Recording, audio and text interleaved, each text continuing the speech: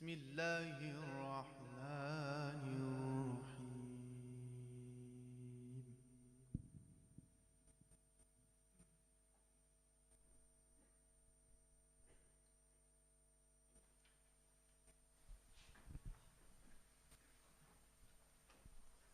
هل أتى على الإنسان حين من الدهر لم يكن شيئا مذكورا.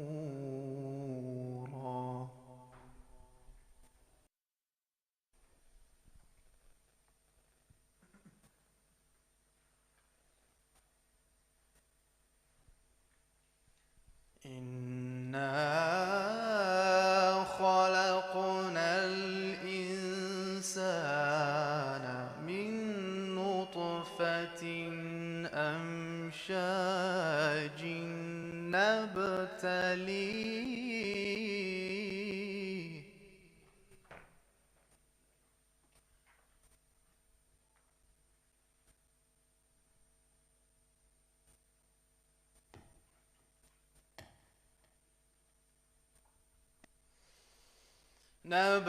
نبتليه فجعلناه سميعا بصيرا.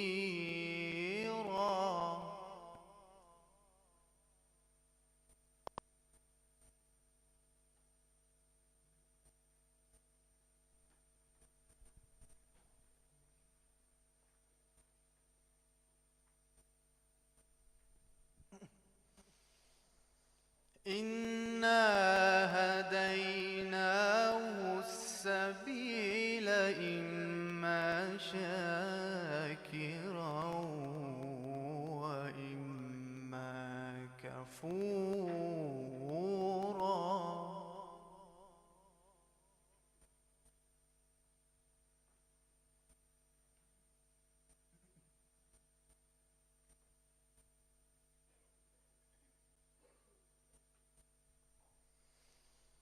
إنا أعتدنا للكافرين سلاسل وأغلالا وسعيرا.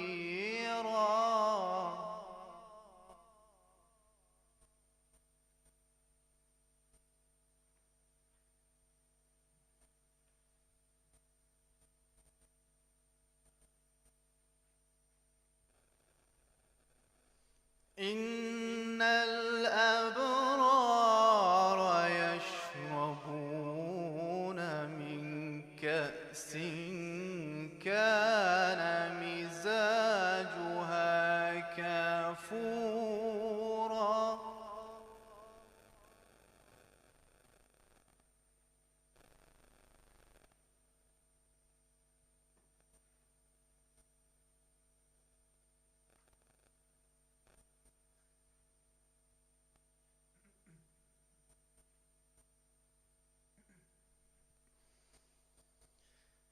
عينا يشرب بها عباد الله يفجرونها تفجيرا.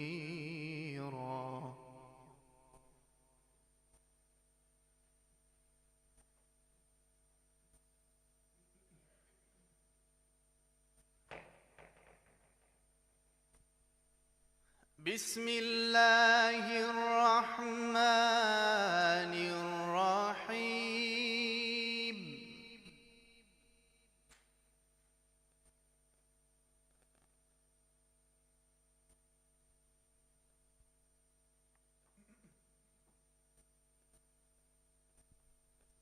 هل أتى على الإنسان حين من الدهر لم يكن شيئا مذكورا.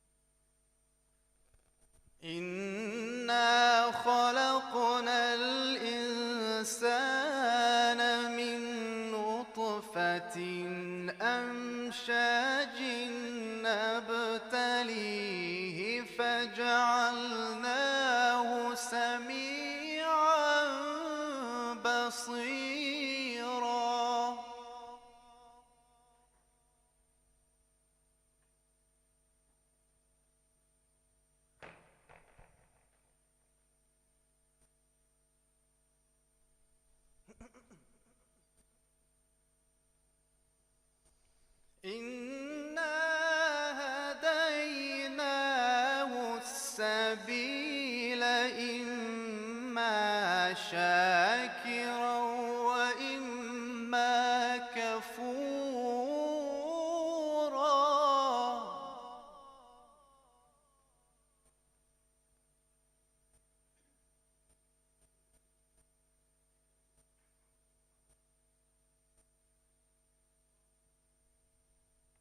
إنا أعتدنا للكافرين سلاسل وأغلالا وسعيرا.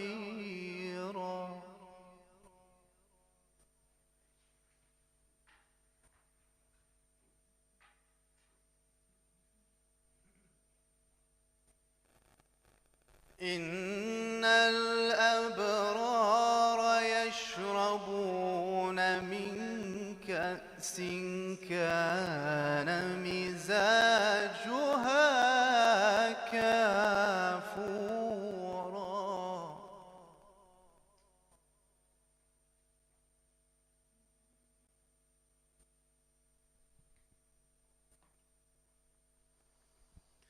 عينا يشرب بها عباد الله يفجرونها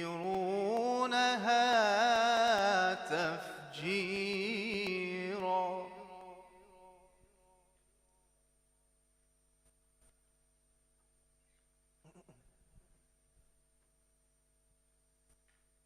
يوفون بالنذر ويخافون يوما كان شره مستطيرا.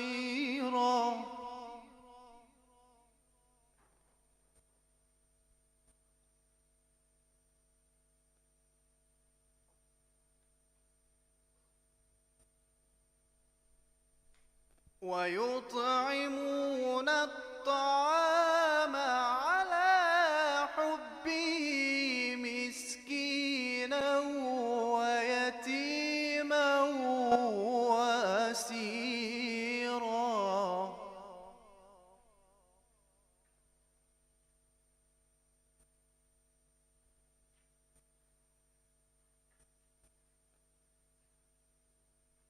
ويطعمون الطعام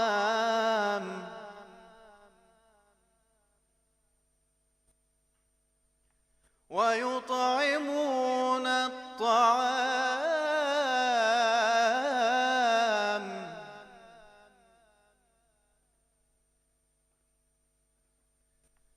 ويطعمون الطعام على حبه مسكينا ويتيما وأسيرا.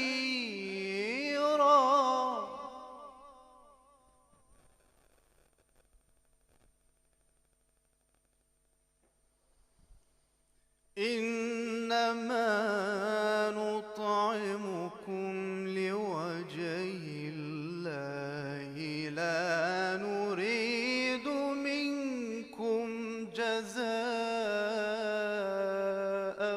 ولا شكورا.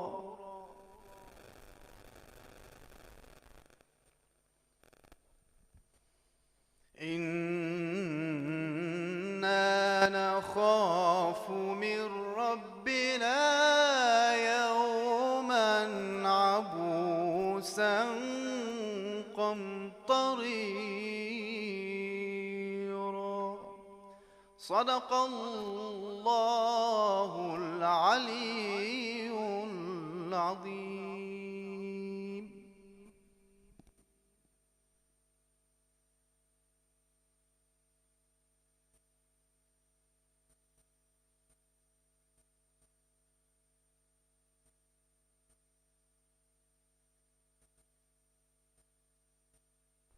Can we please get one more loud salat ala Muhammad for Yasir Mehdi, please?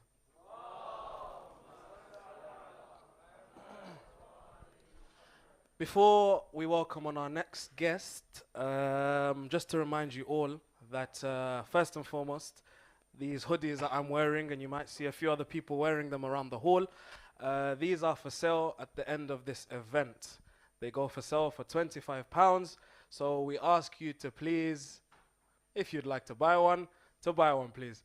Also, just to remember that these events are completely run by your donations. So if you do want to donate anything, you're more than welcome to. The next guest is a friend of us all. He's someone who has an amazing personality, and he has amazing lectures as well, and you definitely will learn something in every single lecture that he has. His topic will be remaining strong in the age of doubt and pressure. Can we please welcome Sheikh Muhammad Al-Hilli with a loud salat ala Muhammad wa ali Muhammad.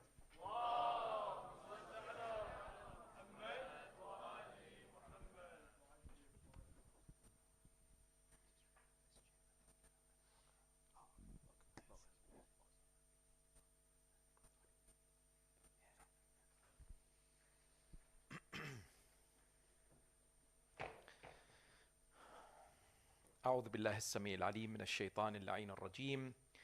بسم الله الرحمن الرحيم. الحمد لله رب العالمين، والصلاة والسلام على أشرف خلقه وخاتم أنبيائه وسيد رسله سيدنا وحبيب قلوبنا وشفيع ذنوبنا أبي القاسم محمد. اللهم صل على محمد وآل محمد وعلى أهل بيته الطيبين الطاهرين المعصومين المطهرين المكرمين. My respected sisters and brothers, Assalamu alaikum wa rahmatullahi wa barakatuh. I doubt it. I'm quite confused. I'm not that certain. These are terms that most of us often use in our day-to-day lives, reflective of a state that exists within the characteristics of human beings throughout generations, perhaps from the beginning of time. And that is doubt. Most of us doubt a lot of things, don't we? We are told that we are the generation of doubt, or generation of doubters. And so we may doubt, for example, the type of food that we eat, whether it's good for us.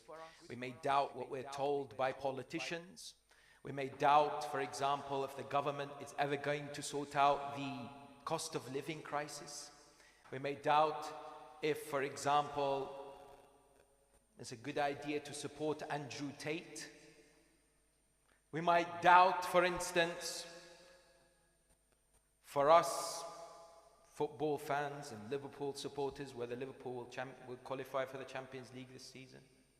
Doubtful. We may doubt whether, for example, Mullah Rashid will recite Ali Ali Mawla today. These are all questions that we perhaps doubt in our lives, and much more. But let me take you to an important area in our lives, which sometimes really affects us. Has anyone here ever been shaken to the core? Has anyone here ever gone through an experience that really rattled them, that made them think, my God, what is happening? What is going on? You sit down and you think, where am I going from this? I want to take you to 5th century after Hijrah, and this, or the 5th year after Hijrah to 7th century Arabia. And that basically is a very important incident that most of us can relate to. And perhaps when we discuss it in lectures, it's not very relatable. The scene is Medina, and the Muslims have just been defeated in Uhud. The morale is quite low. They have lost quite a few people. They've come back kind of dejected. And now they're being told that the city is under siege. There are over 10,000 soldiers that are surrounding the city. And food is scarce. There's not enough food. And they are totally 3,000 people. They're 7,000 outnumbered.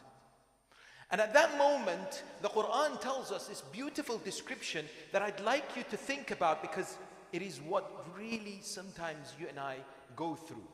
Allah subhanahu wa ta'ala says, إِذْ جَاءُوكُم مِّن فَوْقِكُم. They come to you from above you and from underneath. And then they say, وَإِذْ زَاغَتِ الْأَبْصَارُ. The eyes become, صلى على محمد وآل محمد. Should have been done before.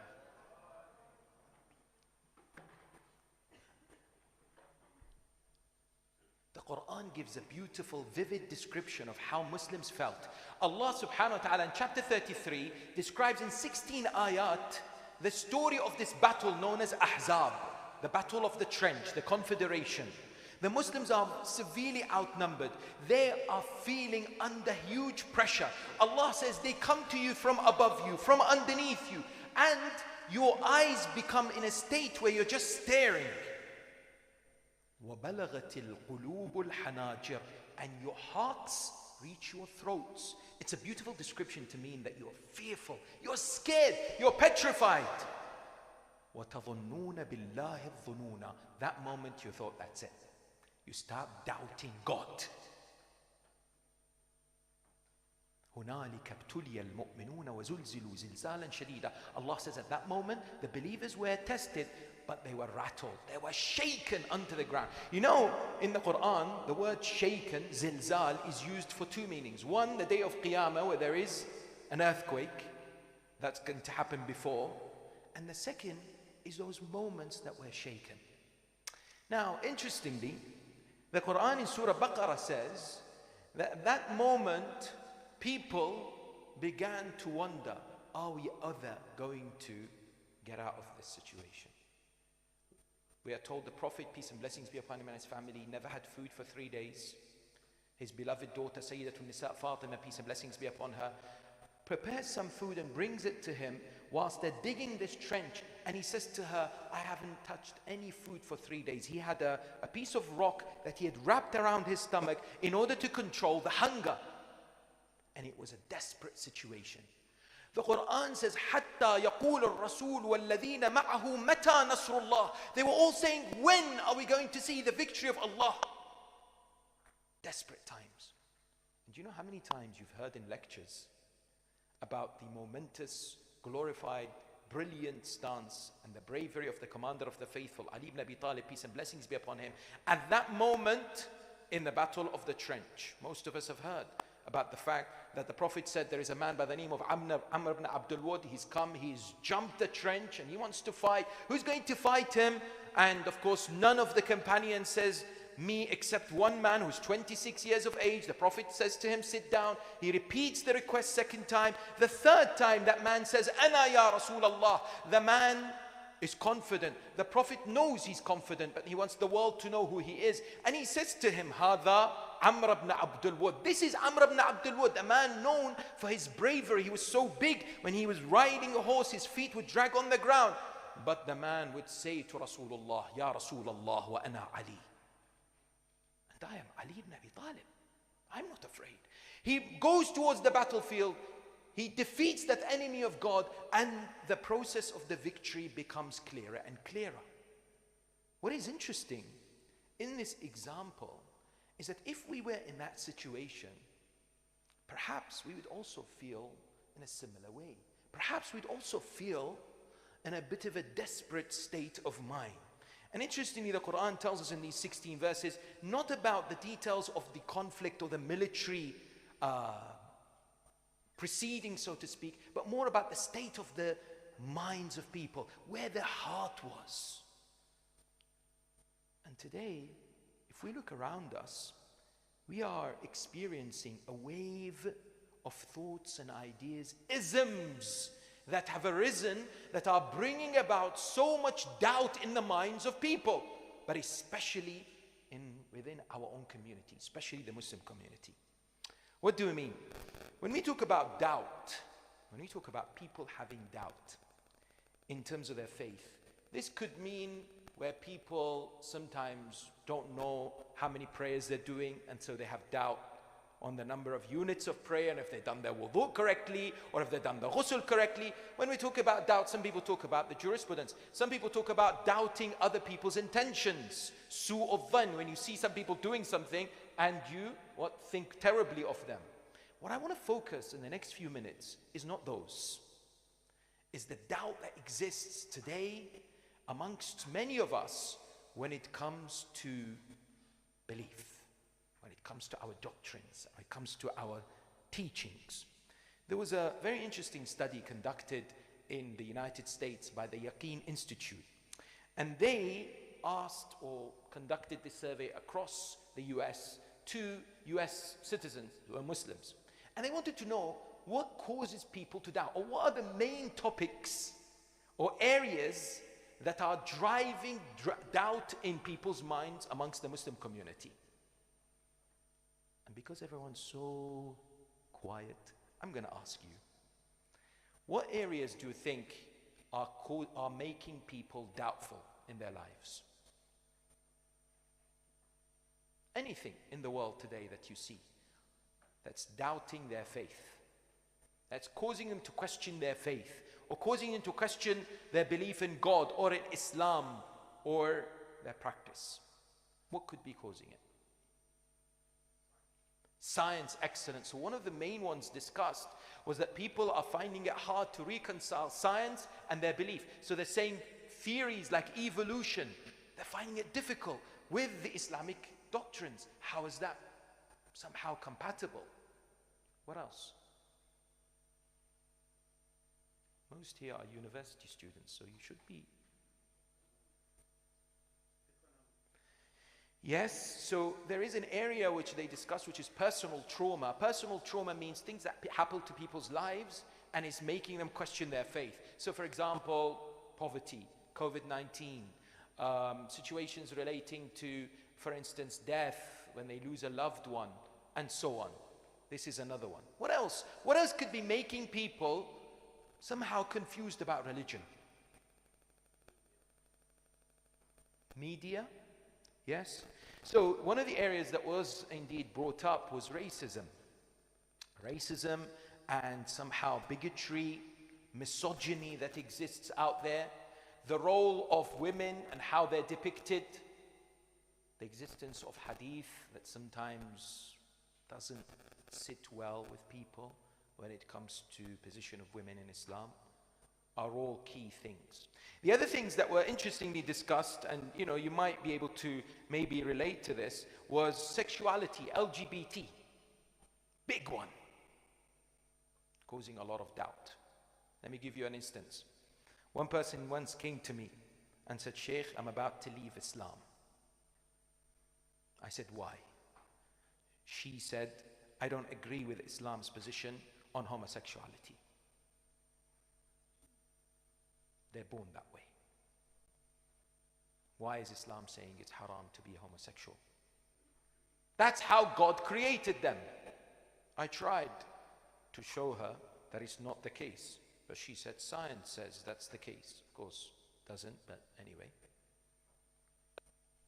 People create doubt in their mind, and then they look for things to support their doubt, right? The other thing that, of course, sometimes happens, or the reasons why people somehow deal with situations in a different way and create doubt in their minds, apparently, according to these studies that are being conducted, is elements of social justice, how governments are run, Islamic states are run, governments, right? For example, things related to their own beliefs that doesn't make sense. So one of the areas that I've personally had a lot of interesting discussions with people about, which they've created a lot of doubt in them, is all this stuff about Islamic law, what's halal and haram, doesn't make sense.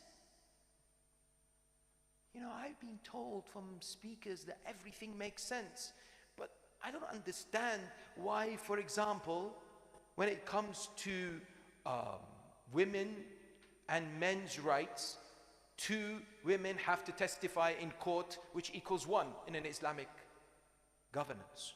I don't understand, for example, why in certain situations, when it comes to the rights of certain people, it is not the way that it should be, and so on and so forth. And that's a major struggle for people. So it creates a lot of internal conflict. It creates a lot of dichotomy from within. How can I be a Muslim and still believe in these things which I'm struggling I'm struggling. We are a generation now that are struggling. Perhaps you don't agree, but there's a lot of people struggling out there. And you know, they keep it within. Do you know why? Because there's a widespread judgmental attitude out there. There are people, if they go to them and you say, I'm struggling to understand Islam and I'm struggling to understand what's happening, they'll tell you, oh, whoa, whoa, whoa, you're far away from God. You're not very good Muslim. Stop questioning. Stop asking. And so it's quickly dismissed. And so there's all these internal thoughts going on in the minds of people, right? In Islam, there is a wide spectrum of the discussion regarding what's known as shak, doubt. Now we know philosophers, most of you, mashallah, are university students, or at least you've educated at university, degrees and so on. You know about philosophical theories, people like Descartes and others. They say we start with doubt. Doubt first, then we reach to where we want. Islam says nonsense. That is not how we do things. Say, what? What does that mean? There are people today who believe that I have to start with a doubt when it comes to convincing myself about something. Whereas Islam says you must start with conviction. And if there's any doubt that comes on the way, you need to treat it. You need to deal with it. In fact, the Quran stands quite firmly against those who doubt. وَلَا تَكُمْ مِنَ الْمُمْتَرِينَ, Quran says. Don't be like those who doubt. Oh, you say to me, but hold on. What about all these thoughts in my mind? What about all these objections and confusions that I have that exist in my mind? Is that bad? Am I not supposed to be questioning anything then? Am I not supposed to be having any doubt whatsoever?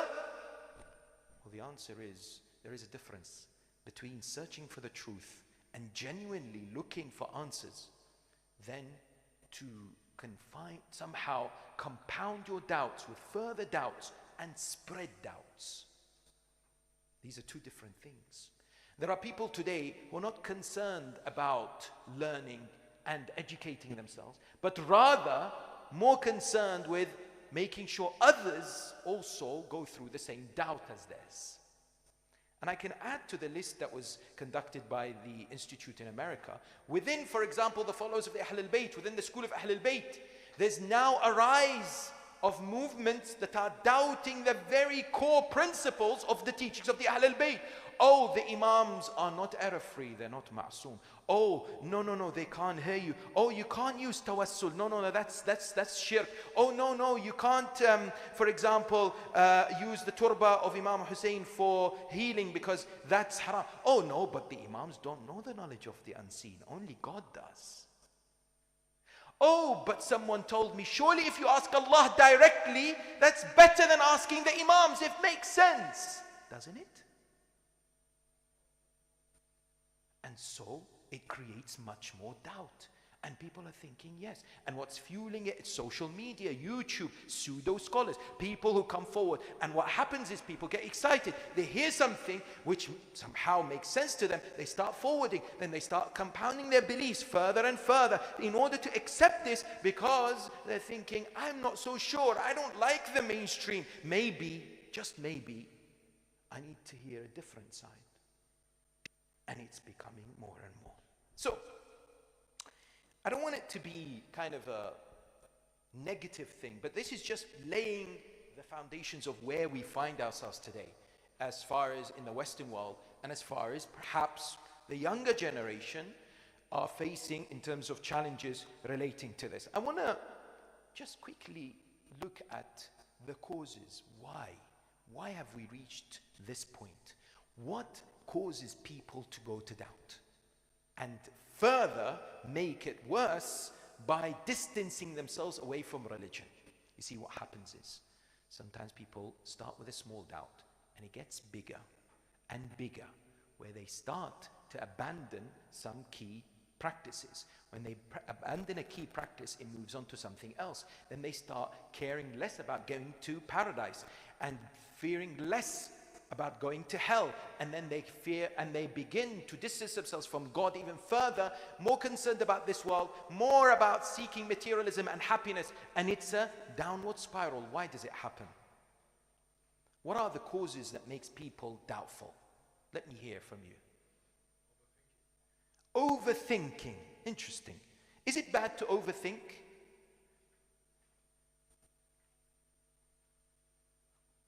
Ladies, you're very quiet. Probably you're waiting for Sister Zahra to speak.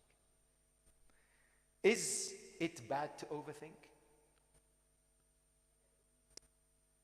Someone spoke. Is it? Well, it's not really always bad to overthink. Sometimes, if we are, for example, in a difficult situation and we want to find ourselves a way out, what you mean is the incorrect overthinking, which sometimes results in an understanding which is far from the truth. For example, I'll give you an example. A few days ago, I was in one of the cities in the UK, and a brother came to me and said, you know, he knows me. He said, once I saw you walking your daughter to school, and I said to my daughter, look at that man. He's that sheikh that comes on TV. And he said, my 10-year-old daughter looked at me and said, oh, why do you do that? He said, oh, it's that sheikh that says haram, haram, haram. Right? Is he that guy? And I said to him, he said, the father said, I said to her, no, you don't know what he just said. What did he say? She said. He said to her, he just said playing the national lottery is halal. And I said to him, brother, I didn't say that. He said, yes, you did. You had a video clip that says it's halal if you are going to donate all your winnings to charity. I said, that's absolutely nothing what I said. He said, what did you say then? I said, according to the ruling of certain maraji', like His Eminence Ayatollah Sistani, if you play 100% with the intention that the money is for charity and not for anything else, so you're not playing to win, your intention is, I'm donating to the charity, I'm not intending to win, that's not my intention. If you win, you can keep the money. I didn't even say anything about giving it to charity at the end. He's like, I swear I watched your video and that's what you said. What's happening out there? People are not just overthinking, they're misunderstanding, they're misquoting. They are not experts in religion, hadith, fiqh. And then all of a sudden they become ayatullahs. Yes? Sheikh Instagram and Sayyid Facebook. You have that, right? And people coming forward and say, no, Islam says this, Islam says that, Islam says that. Are you qualified to say Islam says this or Islam says that? In the outside world? Are you able to make those statements and judgments? Or are we in need of seeking help and understanding when it comes to certain difficult concepts? Even if we read it online, right? What else could be causing people to go to doubt? What are the main reasons? Misinformation from? Absolutely. So we live in a world where there's a lot of fake news. And when you hear something, don't just forward it. Don't just believe it. When you hear something from the lecture or from any particular source online, don't just accept it as part of the teachings of the religion of Islam. Right? I was talking to a brother last week who wants to get married to a Shia sister. He's from our brothers, the Ahl Sunnah.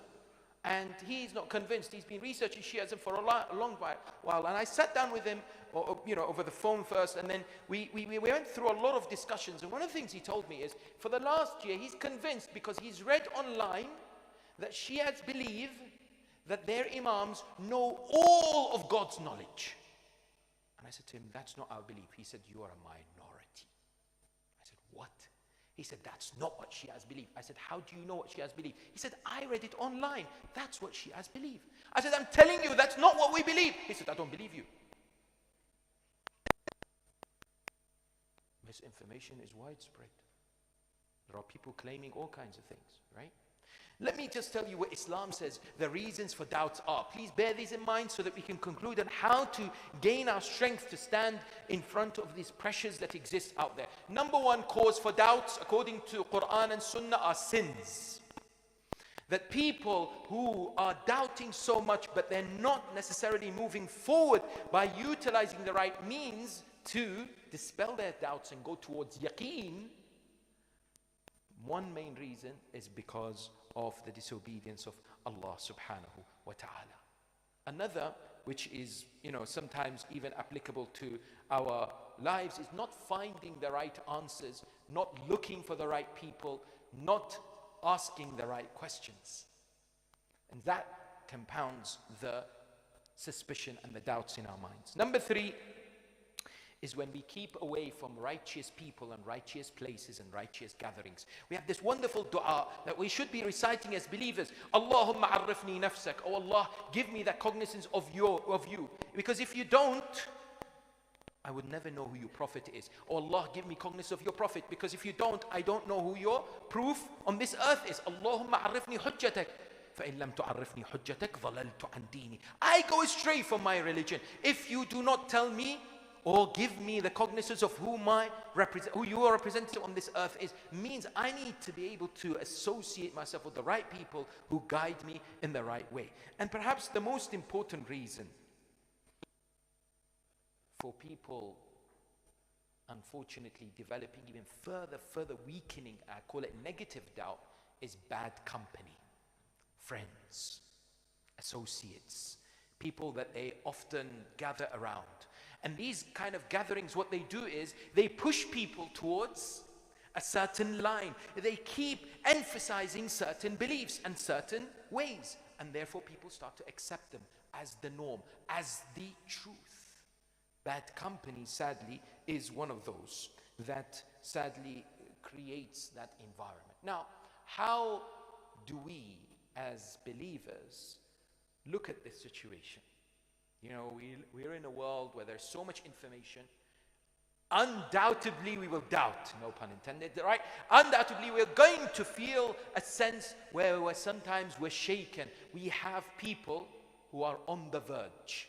Sometimes it's about a personal calamity that happens in their lives, and sometimes it's about the behavior of certain people who are so-called believers, who make them shift. Or I saw an alim do this. I saw a lady wearing hijab do this. I saw a brother who works at an Islamic organization do this. He stole that, he did this. And so it pushes people over the edge. Today, what we need is something mentioned in the Quran 65 times. And this, my dear sisters and brothers, is where we need to develop, and we need to somehow begin this journey towards it. This is something that the Quran instructs the Prophet of Islam to develop himself. And the Prophet said that was the hardest thing. He said, Shayyabatni Surat Hud. The chapter of Hud has made me have grey hairs. Why? Because Allah says in this chapter, Fastaqim kama umirt. Achieve istiqamah. We read every day in Surah Fatiha, Ihdina as-sirat al-mustaqim. Keep me on the right path. Guide me on the right path, right? Istiqamah is what? Is that determination? Is that focus? Is that objective planning not to be somehow misguided? To remain steadfast. And how tough it is, right? Because of the many temptations and the many challenges that people face. And istiqamah requires a number of things. It requires a lengthy discussion. But I'll just point to a few essential qualities of a person who is mustaqim. Number one, they have a clear vision in life. They're not going to go with wherever people go, or whichever direction the wind takes them. I was following, interestingly, and I mentioned it at the beginning, you know, when Andrew Tate became Muslim. Because I know you guys will pay attention a little bit more when I mention this. And I am on social media and I saw people's reaction. And it was interesting. Because there are many who said, Alhamdulillah, MashaAllah, Takbir, Salawat. Why? Because there is that thing amongst us that when a celebrity becomes a Muslim, that makes us feel good. We need that verification, right? You know, some of us couldn't get the blue tick from Twitter, but now we need it from Andrew Tate. Oh, he's verified. He's now a Muslim. Brilliant, people said. They were celebrating. There were some sheikhs who came out on TV and on social media. Alhamdulillah. Okay, hold on a minute. Since he has become Muslim, has he apologized for all the misogyny that he has mentioned? Has he denounced all the activities that he did as far as the adult entertainment industry? Has he come forward and said, I repent from everything? Tell me, has he? I don't know. Maybe I've missed it. Has he? He has? He says, everything I've done in the past is wrong? Have you heard this? Clearly he hasn't, if people haven't heard it. Anyone else heard it? Maybe? Well, if he has, that's great. But here's the thing, whether he has or he hasn't, that's not the issue. Clearly, it needs to be reinforced and made clear for the people to know. But why are we as Muslims do not have that strength of identity, our own dignity, that I don't need to jump on a bandwagon just because somebody has become a Muslim? Wait, let's see. Oh, the whole world is now excited. The Muslim world is excited. Wait, take a step back. Oh, but Maulana, why are you not making a video about Andrew Tate? Why should I make a video about Andrew Tate? Who is he? Why? Oh, but he is the most watched celebrity on TikTok. 12 billion views on TikTok. MashaAllah. May Allah make it 13 billion. Does it change anything? It doesn't change anything, except that we have to be vigilant. What examples are we giving to our youngsters? What role models are we looking towards? Social media influencers. These, mashallah, hijabi influencers. 3 years, how to make a hijab. 4th year, how to take off the hijab. They exist out there, right? A lot of them. That's what it is. Social media, it's about this. I'm not generalizing. What I'm saying is today, I mustn't be an individual who just goes with the flow, wherever the flow goes. Today, if the world is saying something, oh, you know what, we have to stand. I've had people come to me and say, brother, we've got to stand with our brothers and sisters. I said, mashallah, brothers and sisters, brilliant. Who are they? The gay and the lesbian. Why? Because they're the minority. We need to stand with them. I respect every human being. I don't hurt any human being. I'm against any so-called violence against anybody. Yes? Peace. But I don't have to stand and support any practice that is against my religion. What has happened to my Muslim dignity and my Muslim identity? Why do I have to become a Muslim apologetic person? Why do I have to be weak when it comes to these movements? Why? Why do I have to take my Islam from feminism? Why? Why? And I mean it. Does it support Islam? Oh, well, you know what? It gives women a bit more voices. Let's listen. We can discuss this another time. But there's a lot of issues, a lot of terms that are being brought forward which are problematic Islamically. I take my faith from God, the Prophet and his family. That's my identity. No Andrew Tate, no hijabi influencer, and no isms that exist out there. That's got to be my determination. I need to be focused. I need to know what I'm doing in my life. I can't just go with whatever people pressurize me to go. And that, see, the mic is very... Sallallahu ala Muhammad wa alihi. Just to conclude on this, another key thing, my dear sisters and brothers, just so that we are aware of what we need to keep in mind as far as going on this path of istiqamah is concerned, is this. We need to be of those who realize that the environment that we create around us, the support networks, the friends, the people that we have discussions with, all make a difference to what we think. If I'm an individual who doesn't care about the environment, like going to the mosques, going for ziyarah, going to holy places, having gatherings where we are able to discuss in a fruitful manner with guidance what the teachings tell us, having my questions answered by reputable individuals and not allowing it to brew to become something which pushes me away from religion. And finally, I would say this, what we need in our communities today is we need a platform where people have their theological questions answered and they can see answers across the board, where they are able to access a wide range of information on the misconceptions that exist out there. There are many misconceptions. But if I was to ask you now, if you have a question about Islam, where would you go? I think 90% would say Google, right? Where else would you go?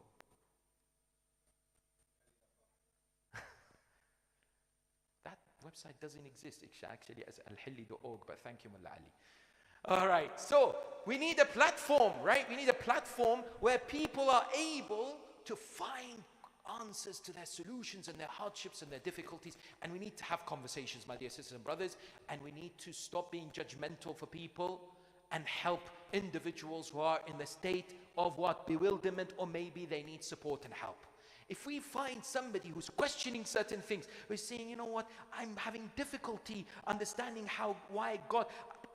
Honestly, a few months ago in America, somebody came to me and said, my daughter is very close to leaving Islam. I said, why? He said, she is finding it difficult to reconcile the flooding in Pakistan with God's justice. So where did she go?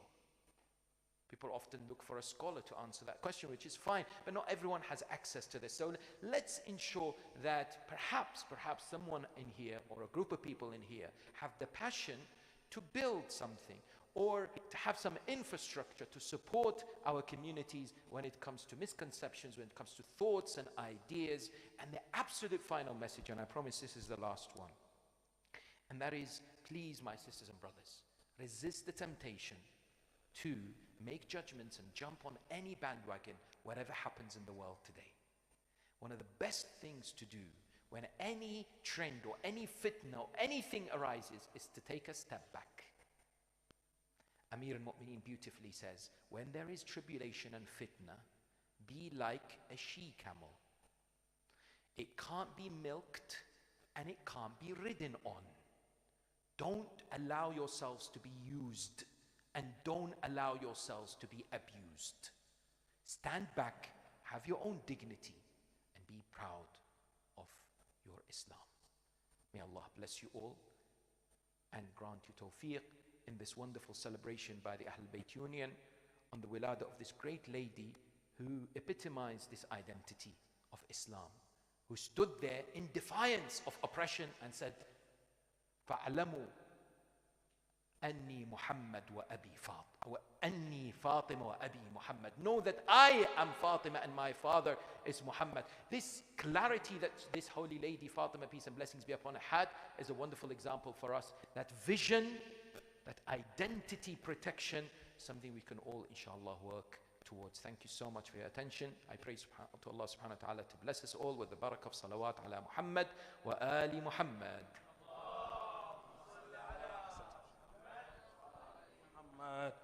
Ahsantum Sheikh Muhammad Al-Hilli. Thank you very much for that amazing talk. May Allah bless you, inshallah. Now, next on our schedule, we have a short talk from an organization called Shias in STEM. They are a sister organization of the Ahlulbayt Union, and they focus on mentoring and support for all the students at all levels that they are on and progressing towards a STEM job. Can we please welcome our dear brother Muhammad Jawad with a loud salat ala Muhammad wa ali Muhammad.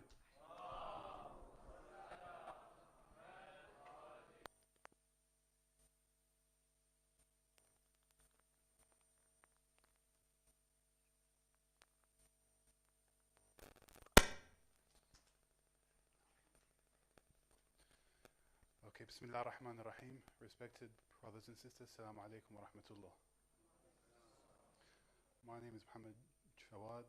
I am a recent graduate from here, from City University, with a degree in mechanical engineering, graduated around 2 years ago. And before I start, I would like to firstly start by congratulating you all on this auspicious occasion, the birth of Sayyidat Nisa al-Alameen. Sallu ala Muhammad wa ali Muhammad.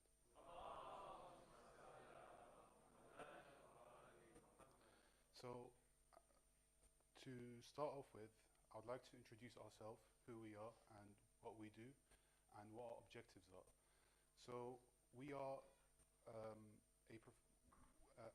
so basically at Shias in STEM, we try to create a professional Shia network of STEM students, professionals, graduates, and more, of course, where we're trying to create a network that connects everyone with everyone. And we initially established in 2021 as a small WhatsApp chat, which I think doesn't exceed 50 people or 60 people. But then in 2022, we joined the Ahlulbayt Union, and alhamdulillah now we've got over 300 people on the network. So alhamdulillah Rabbil Alameen, and we are trying to expand even more. So our current initiatives are, we're trying to, as I said, connect everyone. So for example, if you're a year 2 computer science student and you are trying to get some help, we will put you with a mentor who's in year 3 maybe. And at the same time, if you're interested to be a mentor, you can enter first year, or maybe people who are trying to get into university as well. So the whole point of it is basically you help and you get help at the same time. So the way we are trying to do this right now, inshallah, is through the SIS mentoring scheme. And that is basically you, if you're interested to be a mentor, you will get a 4-week intensive course to be a mentor by someone who's highly experienced, inshallah. And by the end of the 4-week course, inshallah, you'll have the skills to guide people through their journey, and obviously at the same time you can also be guided too. And so what you will receive in return is, to begin with, you will receive, as I said, training from an experienced mentor who's been training mentors for over 6 years, and that's all, by the way, for free, so you don't need to worry about that. And it adds value to your CV as well. Like, I can't tell you how employers are so interested in that. If they see you've done mentoring, they will really, really want to take you. Also, you're going to build a soft skill for life, so that's also something good. And then you're going to enhance your communication, organization, and leadership skills. Last but not least, do give us a follow on our account on Instagram at Years in STEM. We are releasing 2 series, one talking about some study tips and tricks, and the other one talks about Imam Sadiq alayhi salam and his contribution to science. We are planning to finalize the 2 series by the end of this week, inshallah. And then after that, we will be releasing the public invitation for the SIS mentoring scheme. That's all from me. Sallu ala Muhammad wa ali Muhammad. Muhammad, Ahsant, Muhammad Jawad. Quite an interesting organization, so do have a look at them on Instagram, of course. The vibes they're not as high as they could be. So inshallah, I think our next duo who will bring on, inshallah, will be able to lift those vibes, inshallah. They're joining us all the way from Leicester. 2 amazing voices. I've seen them on a poster literally since Sheer Voice every single week, and mashallah, they're doing an amazing job. Can we please welcome Shan and Rizwan with a loud salat ala Muhammad wa ali Muhammad.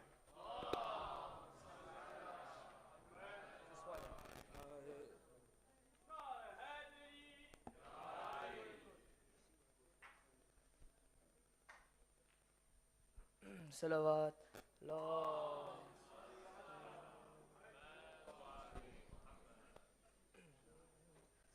أعوذ بالله من الشيطان الرجيم بسم الله الرحمن الرحيم बुलंदतर सलवात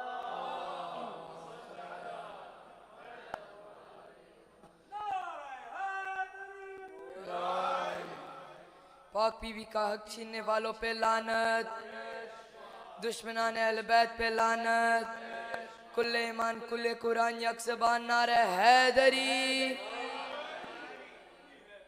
है यही सबसे बड़ा तेरा कसीदा ज़हरा बाप कहता है तुझे उम्मे अबीहा ज़हरा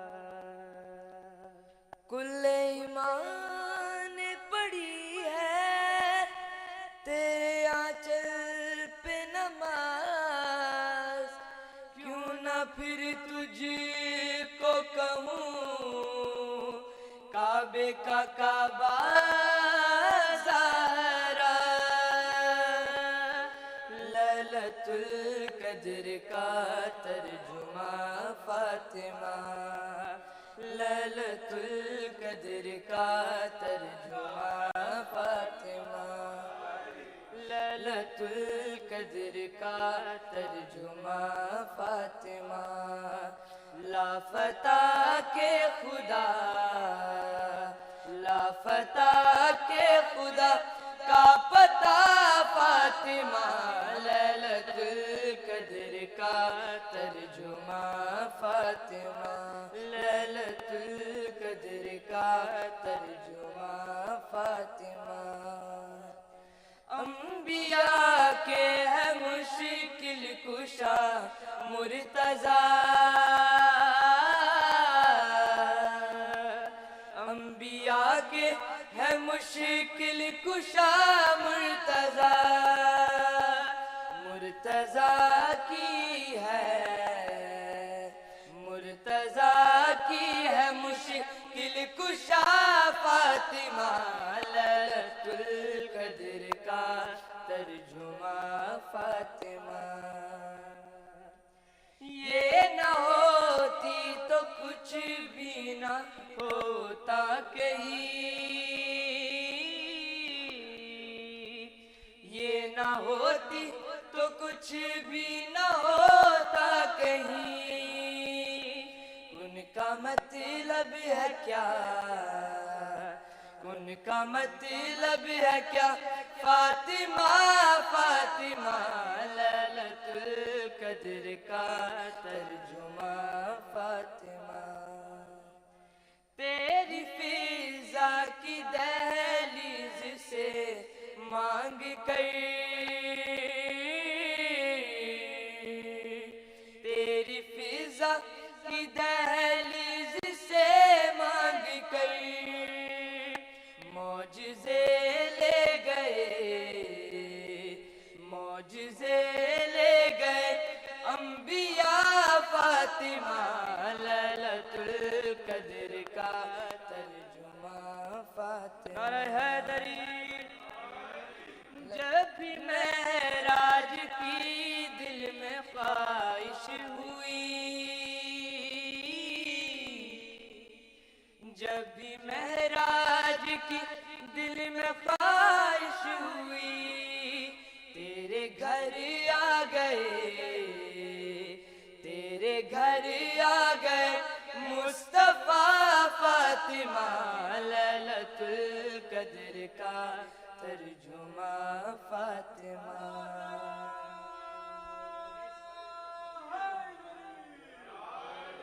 صلوات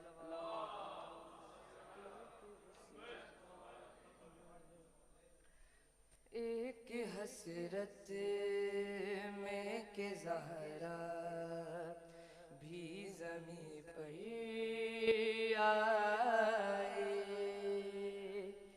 ایک حسرت میں کہ زہرا بھی زمیں پر آئے اس لیے عرش پہ سو بار پیمبر آئے ایک حسرت میں کہ زہرا بھی زمیں پر آئے 3 دن روٹیاں لینے کے بہانے بی بی 3 دن روٹیاں لینے کے بہانے بی بی تیرے خادم تیرے نوکر تیرے چاکر آئے ایک حسرت میں کہ زہرا بھی زمیں پر آئے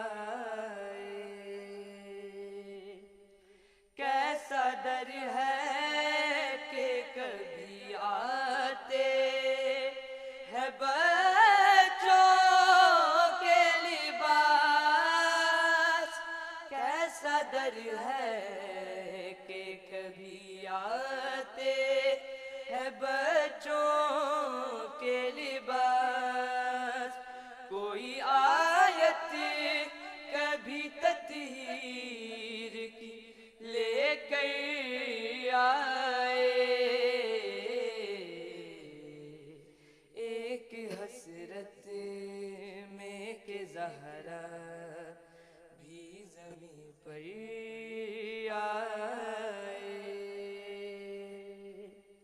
نور زہرا سے ہوئی خلق علی کی تلوار، نور زہرا سے ہوئی خلق علی کی تلوار، لے کے جبریل جسے اپنے پروں پر آئے،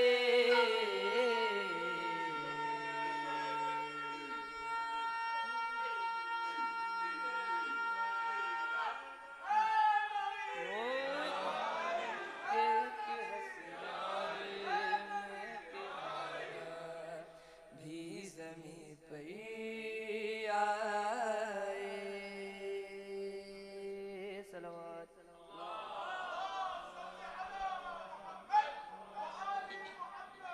میرے دل کی صدا یا حسین، میرے دل کی صدا یا حسین، میرے دل کی صدا یا حسین، سب کہو مرحبا یا حسین،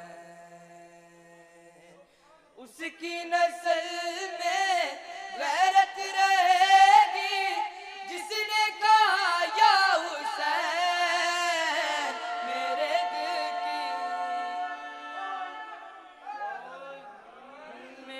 دل کی صدا یا حسین، سب کہو مرحبا یا حسین،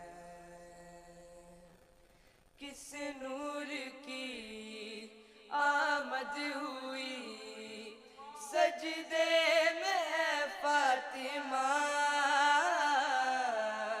ہر دور کے یزید کا ہونے لگا خاتمہ، کرب و بلا سے آواز آئی لو گیا یا حسین، میرے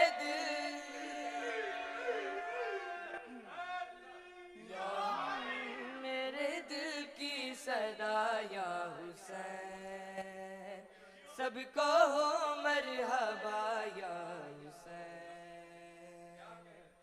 تقدیر نے کروٹ ہے لی بس ایک ہی رات میں، ایمان کا سورج طلوع پھر ہو گیا ذات میں، خیمے کے در پر سر کو جھکا کر حر نے کہا یا حسین، میرے دل کی صدا یا حسین، زندہ باد مردہ باد مردہ باد،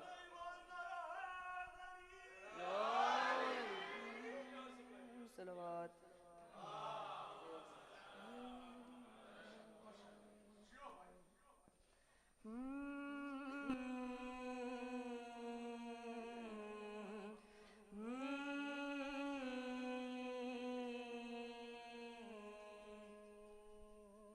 یا علی یا علی یا علی، دم ہم دم علی علی علی مولا، دم ہم دم علی علی علی مولا، دم ہم دم علی علی علی مولا، دم ہم دم علی علی علی مولا، علی مولا علی مولا، جلال ذوالجلال ہے علی علی، خدا کا ہم خیال ہے علی علی، جلال ذوالجلال ہے خدا کا ہم خیال ہے بلندیاں یہ دیکھ کے پکارا دل میرا علی پسند ہے بہت پسند ہے علی پسند ہے مجھے ہاں علی پسند ہے بہت پسند ہے علی پسند ہے مجھے رجب کی تیرہویں کو یہ بتوں سے کعبہ بول اٹھا چلو یہاں سے جاؤ اب تھا جتنا رہ لیا خدا کا ہے یہ فیصلہ علی علی ہے جس کا گھر وہ آ گیا علی علی خدا کا ہے یہ فیصلہ ہے جس کا گھر وہ آ گیا نہیں پسند مجھ کو تم مجھے تو بس میرا علی پسند ہے بہت پسند ہے علی پسند ہے مجھے ہاں علی پسند ہے بہت پسند ہے پسند ہے مجھے نہ جانے کتنے لوگ تھے جو سو سکے نہ رات بھر تھے منتظر بطول کا بنے گا کون ہم سفر ستارہ عرش سے چلا علی علی لیے رضا فاطمہ علی علی ستارہ عرش سے چلا لیے رضا فاطمہ علی کے در پہ آ کے ستارہ بول اٹھا علی پسند ہے بہت پسند ہے علی پسند ہے مجھے ہاں علی پسند ہے بہت پسند ہے علی پسند ہے مجھے سونا لگدا ہے علی والا چنگا لگدا ہے علی والا سونا لگدا ہے علی والا چنگا لگدا ہے علی والا سونا لگدا ہے علی والا چنگا لگدا ہے علی والا کسے بھی میدان وچوں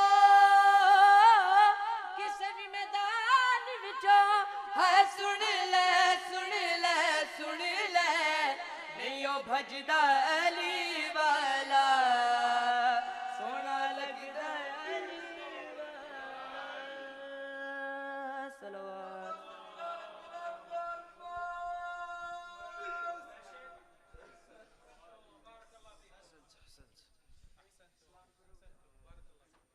أحسنتم.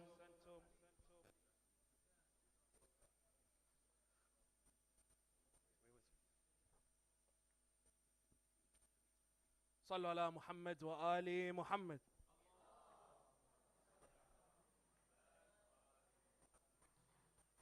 Thank you very much, Shan and Rizwan, for that amazing recitation. Now, inshallah, we are going to have another talk by Sister Zahra Al-Alawi, who joined us last year, giving us an amazing insight into the life of Sayyidah Fatima Zahra. And this year, inshallah, her topic will be the encompassment of the female role, inshallah. Can we please welcome her with a loud salat ala Muhammad wa ali Muhammad.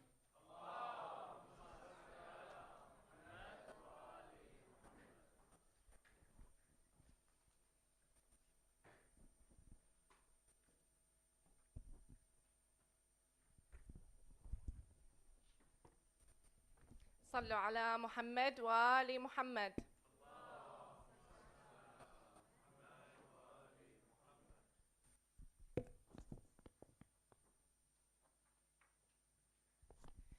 بسم الله الرحمن الرحيم والصلاة والسلام على أشرف الأنبياء والمرسلين سيدنا وحبيب قلوبنا أبا القاسم المصطفى محمد.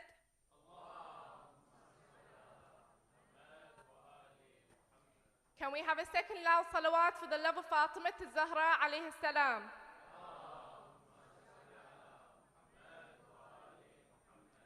Can we have a third loud salawat for the Imam of our time, Imam al-Mahdi, Ajjallahu ta'ala farajah.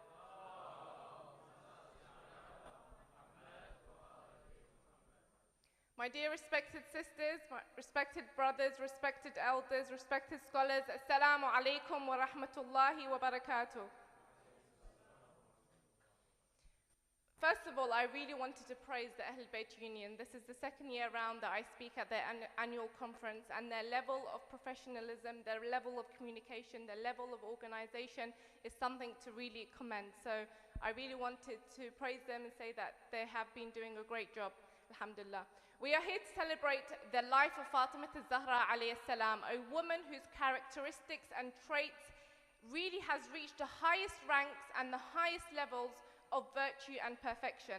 Now, today's topic is about the female role, and the gender roles in general. The discussion of gender roles has really dominated the forum discussions for many, many years, and in specific, the discussion of the female role. It seems like society is obsessed with the female role. What is the female role? What is our role in society? What is our role in the household? And what is the female role? Now, before I begin, I wanted to ask a few questions to the audience. So, first of all, who here recognizes that Fatima Zahra alayhi salam is the perfect role model when it comes to female role? Put your hands up. Okay, the majority of hands are up. Now, the second question is, who here can honestly say with their hand in their heart that they have actively taken Fatima Zahra as a role model, in the sense that they have actively implemented and modeled their life around Fatima Zahra alayhi salam? Who can say that? Put your hand up. Wow. So the first question, we had majority of the people's hand up. The second question, there was only one hand up, and that was from the brother. And this really goes to show us, are we really taking Fatima Zahra alayhi salam as a role model in our life? And by the way, I don't judge anyone for doing that. I wouldn't have put my hand up as well. I think we really are doing this justice when we take Fatima Zahra alayhi salam as a role model. And the title of the event today, and we don't have the title up, the title of the event is the model, the life model, Fatima Zahra. So it's about modeling our life around the life of Fatima Zahra alayhi salam. The second question, before I enter my talk, the second question is, what does the audience think the female role is? So I want 2 answers from the women and 2 answers from the men. Shall we start with the sisters? What is the female role? You can say anything that comes to mind. Come on, woman, we need to speak up. There we go, one hand up. She's a caregiver. That's a beautiful answer as well, a caregiver. One more answer from the woman. Was that a semi-hand up? Yep. She is the rock of the house. So we get a lot of caregiving at the rock of the house. So kind of the glue to keeping the house together. Brothers, it's your turn. And I know there's a lot of discussions in private, so please, cat got your tongue. Someone put their hand up. There we go. Brother Ayub. Humanity and spirituality, that is a beautiful answer as well. One more answer from the brothers. And I can see, come on, do you have are you replying to him? Okay, so there'll be no more answers from the brothers. There we go, thank you. The nurturing. So there we go, we have humanity and spirituality, I believe you said, caregiving, nurturing, the rock of the house. So we have this role at home, and then the role of spirituality, which in a sense also is at home as well, I assume, but caring for the outside. So in today's talk, I will be breaking it up into 2 sections. Number 1, it will be what society has presented us with what the female role model is, and the other part of the lecture, I'll be talking about Fatima Zahra and what she presents us with the role model. Now, Islam has sent us the perfect role models, we would all agree. They've sent down infallibles, Islam has sent down prophets, sent down imams, sent down women that have reached the highest level of perfection. So it's sent down to us the perfect role models. And Prophet Muhammad sallallahu alayhi wa sallam has said, sallallahu ala Muhammad wa ali Muhammad,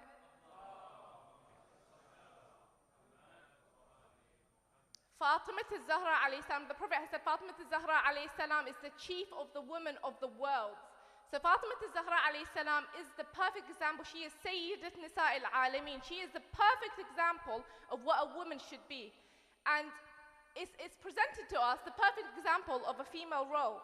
And you see, studies have shown that us humans, we need role models. We need role models. We look for inspiration. We look for motivation. Whether we subconsciously or consciously, we do. We look at people and we emulate them. We copy them. We try to model our life around them. And the problem is that society is constantly pushing role models to us. It's constantly giving us role models. And the problem is, although the people that we look up to in society, although they may have some attributes, some good attributes, for example, they may have a good trait, or they may be, for example, a footballer, you know, he may be good at football, or another individual, you know, sisters may look at a woman that's very good or has a skill in a certain aspect. The problem is, in other areas of their life, it will be lacking.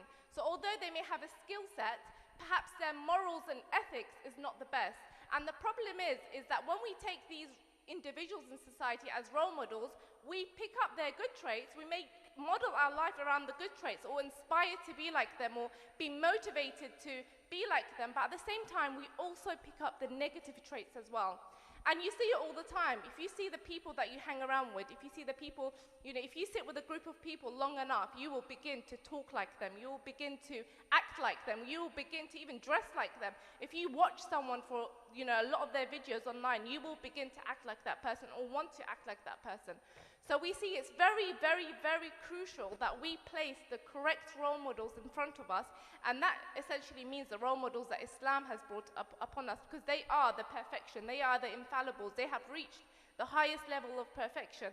And it's very important that we're very conscious about who we look up to. We're very conscious about who we try to emulate, who we try to copy, because if we don't, we may pick up negative traits as well. So, first of all, I wanted to speak about society and what society has presented us with, you know, what a female role is. And to start off with, I think the number one thing that society has really presented us with is kind of this whole feminist movement that has come about. Now, I'm not against feminism in general, because, and I'm not with feminism, because I believe that the definition of feminism is different depending on who you speak to. You know, there's extremes of both sides. But I believe that number one thing that they have, role that they have presented us females with, is career attainment. It's independence.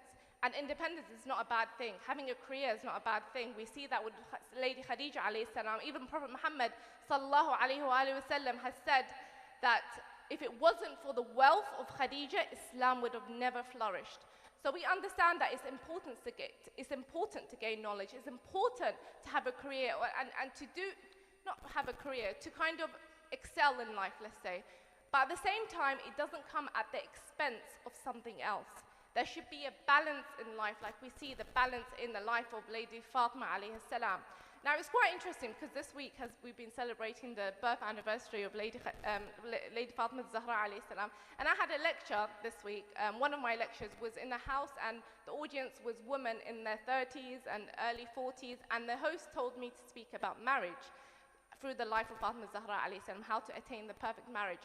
And I gave this talk about marriage, and at the end, a lady came up to me, and I'm only saying this, I don't repeat what people tell me in public. The only reason I'm saying this is because she's a friend, and I did tell her I'm going to mention it today.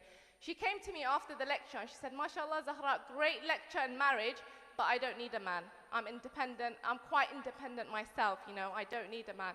And I looked at her, and we laughed about it, but at the same time, where is this mindset coming from? Where is this mindset that I don't need a man? We're independent, we're financially stable, we don't need this marriage, we don't need this family structure. And that is a mindset, and it's a image that it is being put upon us, that females, you can do it yourself, you are independent, you're financially stable, you don't need a man.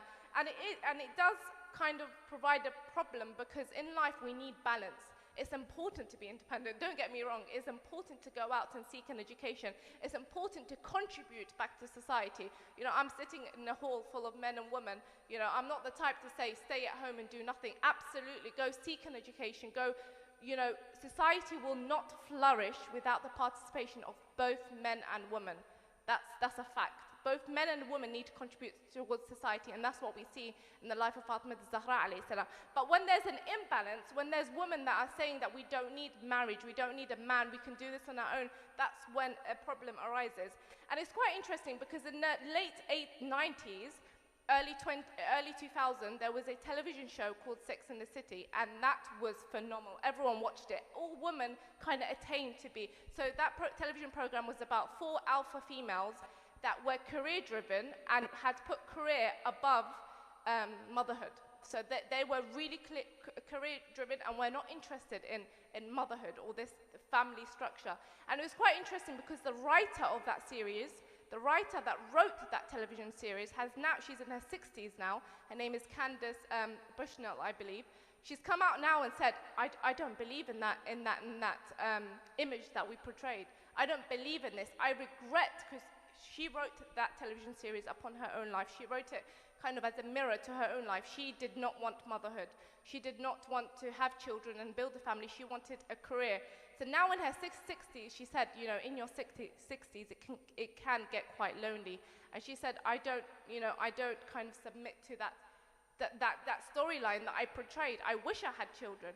So it's quite interesting because sometimes they present us female with the perfect female role or the perfect how we should be, but at the same time that role may not be good for us, and then later on they come and say, you know, we're wrong, this is not what a woman should be, this alpha female, that we're so career driven, that we're disregard all aspects of our life and we're focused on this career. The person that wrote this, and it was a huge success that generated a lot of financial a lot of income, at the end she said, I don't agree with this. And that series is still going on till today. So this is one aspect, and you see the perfect balance in the life of Fatima Zahra alayhi salam. Fatima Zahra alayhi salam is not a woman that was just at home. She wasn't just a woman with her kids and her children and her husband. She cared about society. She cared about the people that were oppressed. She cared about, if there was poverty outside her house, she would care for them. Imam Hussein said that he saw his mother praying for the neighbors before herself. Sometimes when we get married, a lot of people think that we need to lock the world up and disappear, and it's just about my family and me and my husband and our progression. But Fatima Zahra alayhi salam said, no, you have to think about the ummah, you have to think about those that are in poverty, you have to think about those who are oppressed, you have to think about disseminating knowledge, you have to think about spreading knowledge, you have to think about, is the true message of Prophet Muhammad sallallahu alaihi wasallam being distorted in this day and age, or is it being spread in the correct manner? We have to think beyond our household as well. So household is important, but at the same time, thinking beyond those lines is also important. Now, another aspect that society really portrays on us, and I really believe this is really important to mention, is the beauty standards that are put on women in this day and age. The rise of social media has really heightened the unrealistic beauty standards that are being put on women. And this is a very important thing to mention, because the whole reason of hijab is kind of to remove us from this obsession of the way we look and really make us focus on other more important aspects. For example, some of the richest men that are billionaires, the richest men on earth, they wore the same top all the time. They don't focus on what they wear constantly and how they look like. They focus on the greater image, the greater good, how to progress. And I think the beauty standards of social media has really destroyed women's self-confidence, and there has been studies that have proven that women are more self-conscious than ever before. There's been mental health issues, there's been women that are dissatisfied with the way they look because of social media. And don't get me wrong, sometimes you see these procedures of, lip fillers, nose fillers, plastic surgery, and sometimes women really have an aspect within themselves which they dislike and has caused them a lot of emotional distress. But I would say 80 or 90% of women who get lip fillers or nose jobs or these plastic surgeries, they were quite happy with themselves before the standard was placed upon them. They were quite happy, but because of the accessibility of these procedures, because we're constantly bombarded with images of what the perfect woman should look like, this has caused us a lot of self-doubt, we become self-conscious, and it makes us go towards trying to attain this unrealistic beauty standards. And even when we talk about social media, I know the Sheikh talked about social media as well, there was a study that I saw, and it said that the most influential woman on social media, the most followed woman on social media, the genre which is the most popular on social media is beauty, makeup tutorials, fashion, or I think the other one was entertainments in terms of dance and lip syncing and for females. For men, the genre was entertainment. It was gaming. It was showing a skill. So here we have women that society, the more you focus on your looks, the more you focus on tutorials, the more you focus on your appearance, you become popular. And then here for the men, the more you enjoy your skill and your hobby, the more popular you are. So you see this double-edged sword that where is taking women. And the hijab was about allowing women to go out in public. I mean, the hijab says, the Quran says, the hijab is to allow you to be recognized but not annoyed. It's to allow you to go out in society. It doesn't prevent you. And a lot of people say, you know, I've had this question all the time. People say, how could you say that the hijab liberates women? Of course it doesn't. You know, how can a hijab liberate women? Wouldn't you be more free without it? And I say it does liberate women because it liberates us from the shackles of society, the expectations of society. We're constantly plays, you know, your hair must look like this, your body must look like this, you need to look like this. We are free from that. And we make people focus on our words, our intellect, stuff that are more important, which may be overseen if we are dressed or we focus on a certain aspect. So the hijab is very powerful in liberating a woman. So Fatima Zahra alayhi salam, no one knew how she looked like, but yet till today we are talking about the influence that she had in society. We're talking about how she changed society, how she, the positive impact that she had in society. A last point about the social expectations of the female role is family life. And I really want to touch upon this because it's very important to talk about family life. It's very important to talk about motherhood. And this is something that I'm sure a lot of sisters will get as well, is that, you know, if you're getting married, I got married at the age of 19. I was in the second year of university, and I remember I was studying media and television, which had no Muslims. But I remember when I got married, I was 19, and I came in one day and I said, you know, I'm married. They said, how could you get married so young? Why don't you want to live your life? And I said, why would marriage prevent you from living your life? And, you know, I do support early marriage. I got married 19, my sisters got married 17, 16, 18, and many people, I can see a lot of faces like, what? But see, this is the reactions that we get. But at the same time, I also want to say that when we talk about early marriage, Fatima Zahra alayhi salam had an early marriage. You know, people may frown upon that, but I remember the people that were saying that to me were people that were already in relationships. So we're talking about people that enter relationships at a much younger age, in high school or maybe even primary school. But at the same time, when someone enters a marriage and when they're 18 or 19, they're frowned upon. Isn't that the same? And marriage safeguards an individual. With this day and age, my son he's going to high school next year, and already now in year 6, they're doing sex education classes. And I'm thinking, what? You know, many of these classes are compulsory. I can't take him out. There are some classes I can take him out of. But even that, I'm thinking, my son is still young, you know, why are they teaching? But, you know, our children are getting exposed to things much early, and marriage is a safeguard. You know, people may frown upon that. People may say, how could you say, you know, encourage people to get married young? But marriage is a safeguard to someone's morals, someone's ethics, and that's the reality. Another thing is about being a housewife and the role of the woman at home. You know, that's another comment I got, you know, especially now, I'm taking a huge step back from lecturing, and many people say, you know, just a housewife, you know, are you going to do anything else? It's still frowned upon. When women want to take that role within the house, it's still frowned upon. If you are an advanced woman, you are seen as an advanced woman when you go out and you work and you attain a career. But if you want to build a strong family structure, when you want to focus on the kids, when you want to focus on the kids and you know, and raise them, it is frowned upon. So, but I just want to say that once again, today we're talking about balance. Fatima Zahra alayhi salam is about balance. I am wary of time, and there's so much more that I could say, but I just want to mention 3 more points about Fatima Zahra alayhi salam before I end off. Number 1, the role of women. As I said, it's a balance. Number 1, Fatima Zahra alayhi salam perfected every aspect of her life. Motherhood, being a wife, being a daughter, contributing towards society, spreading the knowledge of Islam. She perfected every knowledge.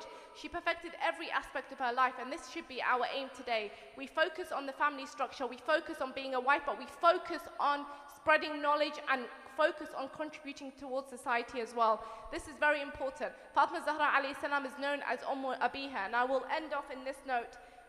I'll end off in two notes.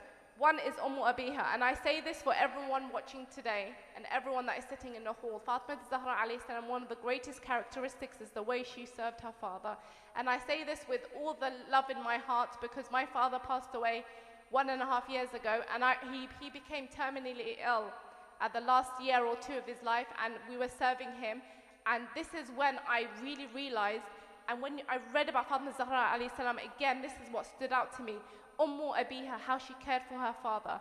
And I remember that the day my father passed away, I was in my parents' house, I cooked for them, I put my father's clothes in a washing machine. He passed away at night. I went to their utility room, I brushed my teeth, I looked at the washing machine, and I saw his clothes in the washing machine. And I said, this is the last time I'm going to serve you. It broke my heart.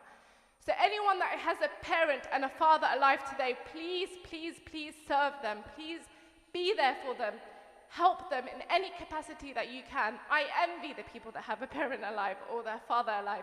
Please serve them in any, if you learn something from Fatima Zahra alayhi salam, it's about serving your parents and lowering to them the wings of mercy, as the Quran says. And lastly, Islamic propagation. We really need women to get into Islamic propagation, to spread the knowledge of Islam. And Mullah Nazar is sitting down here. Please, the Shia voice, we need 10 women to participate in the Shia voice. I've had a lot of requests from the females. Yeah. Thank you. Oh, Ali Fadl, you said no. Oh. There we go, sisters to Ali Fadl over here. We need women to go into film. What is Mustafa? I was saying. There we go. Sisters all go to Ali Fadl and Mustafa Akhund. He's somewhere here as well. Yeah. Thank you very much. There we go. Nazar is with us. That's all we need. We need women to go into Islamic propagation because the men can talk about hijab all day long, but when it comes from a woman, when a woman talks about the beauty of hijab, when the woman talks about why they're wearing hijab, it's more powerful. Please, sisters, try to do in any capacity that you can, try to really spread the knowledge of Islam and first of all gain Islamic knowledge and spread Islamic knowledge. We need more women, inshallah, to talk about this aspect. I am wary of time. I know that the event started late. I don't know what happened, but I'm told to end off, so I really wanted to end off. But finally, I want to say that we talk, Ali Father, that they're coming for you. But, to end off, I want to say that we talk about the relationship with the children. We talk about the relationship with your parents. We talk about the relationship with the children, husband, parents. We talk about the relationship within society, with spreading knowledge. But there is one relationship that is more important than all of this. And what is it? And then what did Fatima Zahra show us? It's the relationship with Allah. Thank you very much. This is the most important thing. There's so many books about how to improve your relationship with your kids and your husband. What we need to do is improve our own relationship with Allah. This is the only relationship that we had before coming to this world and the only relationship that we have leaving the world. If there is anything that we need to do, improve your relationship with Allah, your prayer, your du'as. This is the most important thing. And finally, balance, sisters. This is how we will succeed in life. Education, work, and the household and the family, inshallah. And with that, I know that we're aware of time. Please, sallu ala Muhammad wa ali Muhammad.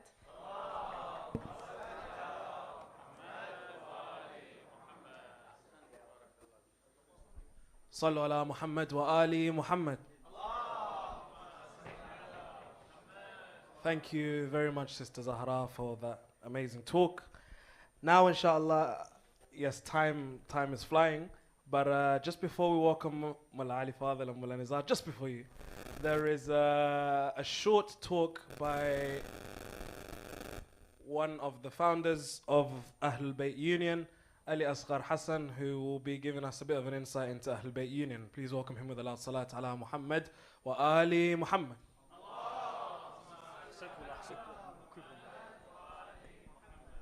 بسم الله الرحمن الرحيم اللهم صل على محمد وآل محمد الحمد لله الذي جعلنا من المتمسكين بولاية سيدي ومولاي أمير المؤمنين قائد غر المحجلين إمام المتقين يعسوب الدين أسد الله الغالب غالب كل غالب مظهر العجائب علي بن أبي طالب صلوات الله وسلامه عليه الله صل.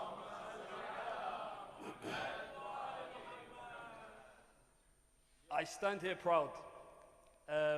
1 year on from our soft launch, we had Sheikh Mohammed Hilli, Sister Zahra al-Alawi, and I would first like to thank all of you for attending. The Ahlulbayt Union is nothing without the students. That's number one. Number two, I would like to thank our dear speakers and our dear reciters. Inshallah, may Allah give them the tawfiq to continue serving the Ahlulbayt for many years, inshallah. My second thanks is for Imam Hussein TV. We are very grateful that they were able to step in and actually broadcast this event live on their various channels, including YouTube. So we were able to actually cater for people who weren't able to attend today. The next thank you is for Shabab Al-Akbar Foundation and my friend Hayduri here, who actually organized sound. May Allah bless them with continued amount of energy to continue serving the Ahlul Bayt, whether it's through Mawlud, Majalis. May Allah bless them always, inshallah. Then I would like to thank my dear friend Ghassan for the lights. May Allah bless them. May Allah bless Shabab Sultan as well. The next thank you is for my friend Ali Shahrastani and Taha studio team.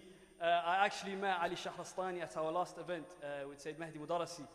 And I was taking pictures there like an amateur, and then Ali Shahrastani showing me his camera and he's saying, bro, this is how you take pictures. And I think there was a problem with his lens as well, and the pictures look much better than mine. So thank you to him, and thank you to the Taha studio team. The next person I would like to thank, I know I'm thanking a lot of people here, all thanks is to Allah obviously, but the next person I would like to thank is the 3 ABSOCs. That is City, Brunel and QM. Specifically their president, Samir Ali Bayani, I believe he's already left, and I think the vice president of QM, Reza, who were actually liaising with us for this event. Inshallah, may Allah bless them with more tawfiq to continue serving. We've seen the works they've done throughout this entire year, and mashallah, they've smashed it. The next 2 last thank yous, and the biggest, where's Nayar? Nayar is the one who organized this entire event, by the way. Last year, myself, Tamara and Muhammad Ta'ma were scratching our heads. We were trying so hard to organize this event. We couldn't organize this event as good as we did this year. And that's because of Nayar. Yani, everything is for Nayar. So can we please recite a loud salawat for Nayar and his family. Sallu ala Muhammad wa ali Muhammad.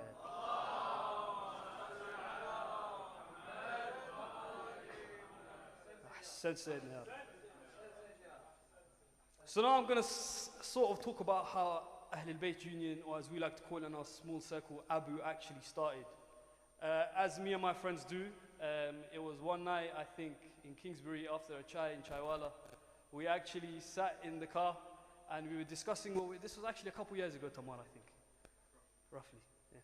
We were sitting outside the car, outside the Chaiwala, sorry, and we were discussing what we were going to do in our events. At the time, me and Muhammad Ta'ma were actually the presidents of Brunel and City ABSOCs. And we felt that there was a thirst amongst the student body to actually learn about the deen, going to Aqeedah, understanding creed, understanding the tragedies that actually befell our holy household. And in that conversation, I believe, if I remember correctly, Sayyid Muhammad Ta'ma mentioned a hadith from Imam Ja'far Sadiq, where he said, Ahyu umrana, rahamallah man ahya amrana. Revive our cause. May Allah have mercy upon those who revive our cause. And from there we said, it is incumbent upon us as a duty to make sure we are able to do whatever we can in our ability, to make sure that the student population is able to build this community that is ready for the arrival of the Mahdi, Ajallah Ta'ala Farajah Sharif. So over the last year, which we've called Year Zero, we started off with a soft launch last year with Model of Life. As I've already mentioned, we had a beautiful panel of speakers and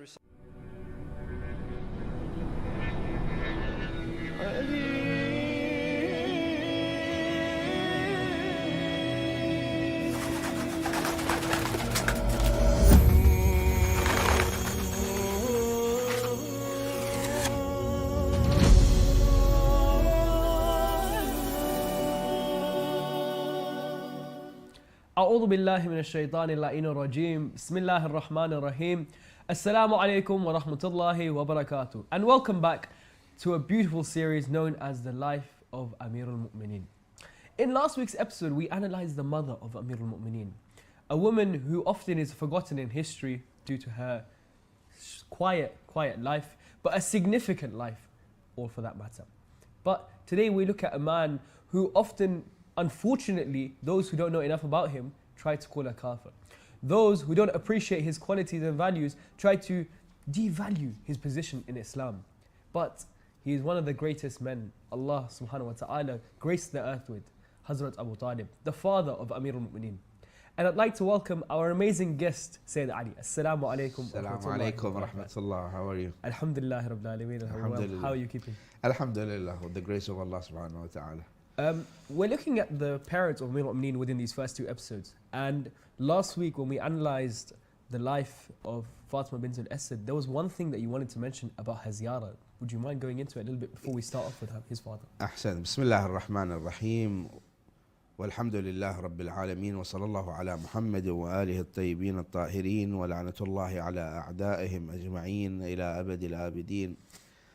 I thank Allah subhanahu wa ta'ala for once again giving us this opportunity to serve Muhammad wa Ali Muhammad alayhim as-salam, and inshallah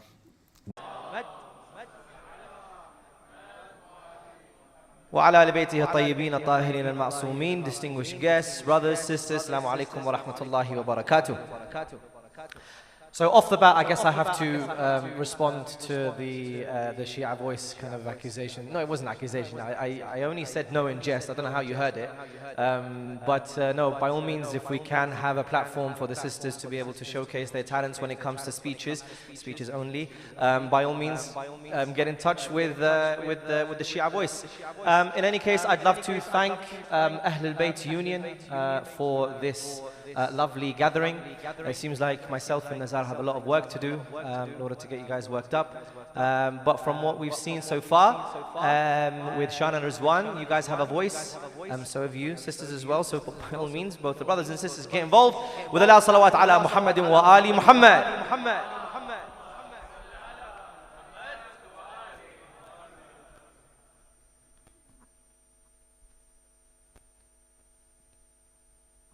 إن الله وملائكته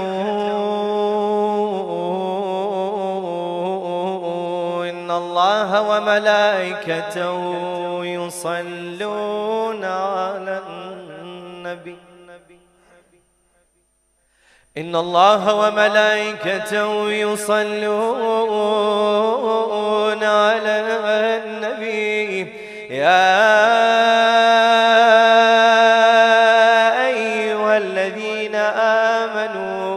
صلوا عليه وسلموا تسليما.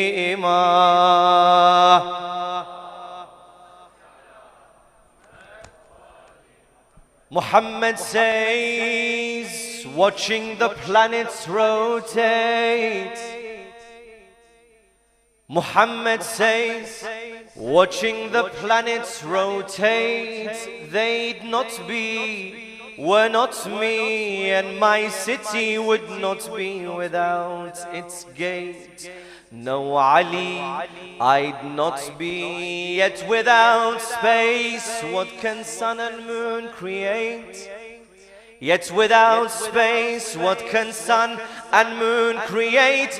They'd falter and shatter. Space is a veil for a woman prostrate. Space is a veil for a woman prostrate. Fatima, my mother, her prostration is truly worth all creation. What a divine prostration! From her tears were born a nation.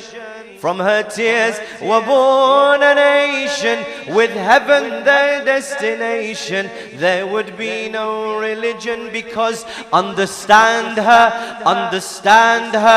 were it not for her creator, there would be no religion. No Muhammad and no Haydar would exist were it not for her, there would be no religion. This is Fatima, this is Fatima, this is Fatima Zahra. Salawat.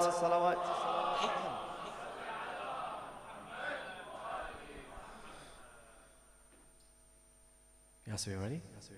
Yeah. Okay. So I was told Arabic and English, so inshallah we'll combine the two with Allah salawat ala Muhammadin wa ali Muhammad. يقول دنيا وآخرة وياك يا زهرة، دنيا وآخرة وياك يا زهرة، دنيا وآخرة وياك يا زهرة، دنيا وآخرة بلا دنيا وآخرة وياك يا زهرة، دنيا وآخرة. Yeah, number one. Okay, before we get going, I'm gonna do if there was a podium, I would have done a Nazar flex and just move away. Why are you not shouting? Why are you not? You're probably gonna do that, but you don't have a podium. But in any case, guys, it's very simple. Dunya wa akhirah. I know it's slow. Please bear with me. Bear with me. I know it's slow. This is just an introduction for Mullah Nazar, who'll come in inshallah, hype it even more. But it's literally just an introduction, and we're going to do it nice and slow, but please feel the poem. Feel the poem. Feel the clapping. Zin? So let's get involved inshallah. Dunya wa akhirah wayak ya Zahra, dunya wa ايش شويه شويه. دنيا واخره وياك يا زهره، دنيا وياك يا زهرة، يا بهجة نبينا المصطفى الأمجد، يا بهجة نبينا المصطفى الأمجد، يا نور الولاية وكوكب السرمد.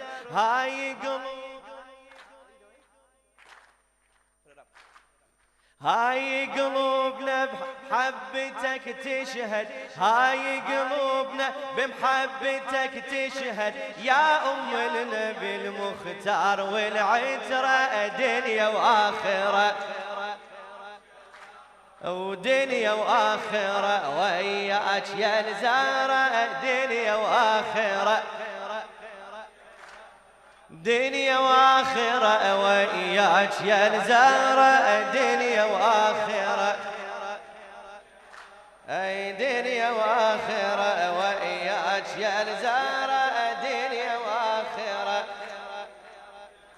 أي يا نورك القدسي نور رب الكون، يا نورك القدسي نور رب الكون، زهرة صاغك ليبدع المسكون، يا ريحة الجنة وزهرة الزيتون، يا ريحة الجنة وزهرة الزيتون، ذرة طاهرة يا فاطمة الزهرة، دنيا وآخرة أبيمو دنيا وآخرة وياك يا زهرة، دنيا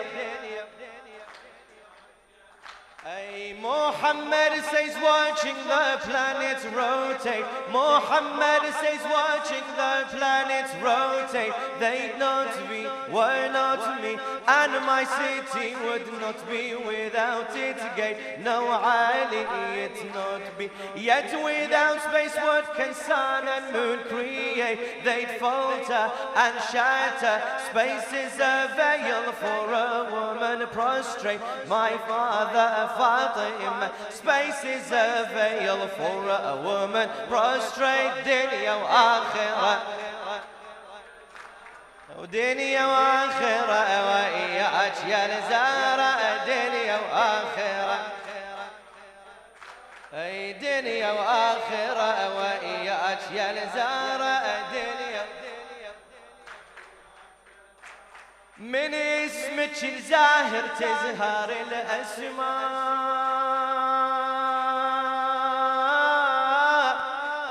من اسمك الزاهر تزهر الأسماء باسمك نادت أهل الأرض والعليا يا الحبك حكم ضامن على القدرة يا الحبك حكم ضامن على القدرة دنيا وآخرة وإياك يا الزهرة دنيا وآخرة دنيا وآخرة وإياك يا الزهرة دنيا وآخرة. A bit of clapping in the back. Is it me or is it something? آخرة وإياك دنيا وآخرة وإياك دنيا وآخرة وإياك يا دنيا وآخرة وإياك يا الزهرة دنيا وإياك. Ay, the stardust that was born with creation's birth in her veil it wails, and the cross that was once used to birth the earth, her prayer beads hold its seat. The head of judgment day bows down when she comes. The head of judgment day bows when she comes forth. Heads lower, she tower. If her sons are heaven's masters, what's she worth? If heaven are heavens, if her sons are heaven's masters, what's her worth? Dunya wa akhirah, dunya wa akhirah, wa iyyak ya Zahra. Dunya wa akhirah, wa iyyak ya hala. Dunya wa akhirah, wa iyyak ya Zahra. Dunya wa akhirah, wa iyyak ya Zahra. Dunya wa akhirah. يا زهرة يا زهرة يا زهرة يا زهرة. Voices high يا زهرة يا زهرة.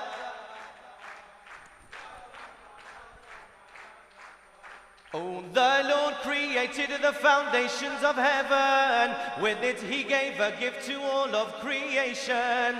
An angel wrapped in the scent of the Lord's wisdom. This gift was called Fatima, leader of women. Ya Zahra, Ya Zahra, Ya Zahra.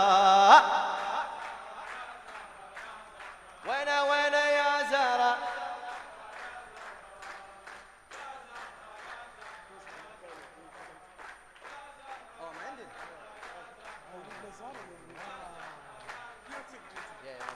Keep it going, Ya Zahra, Ya Zahra.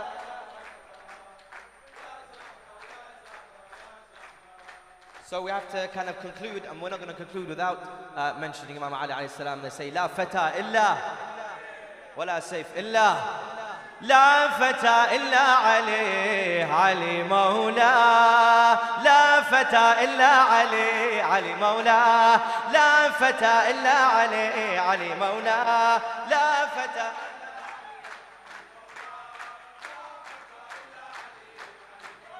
صيح لا فتى إلا Ali Ali مولاه.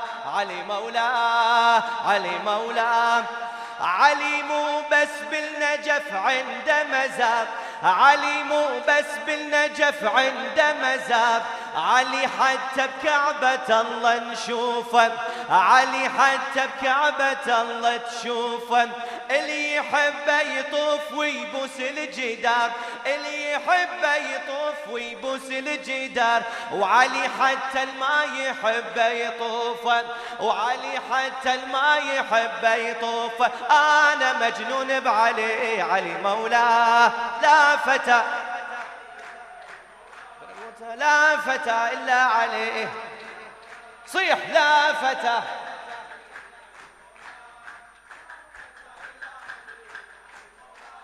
Oh Ali, we were all taught from the cradle. Oh Ali, we were all taught from the cradle to call out your name when we slip or fail, to call out your name when we slip or fail. Our mother said when to walk where you weren't able.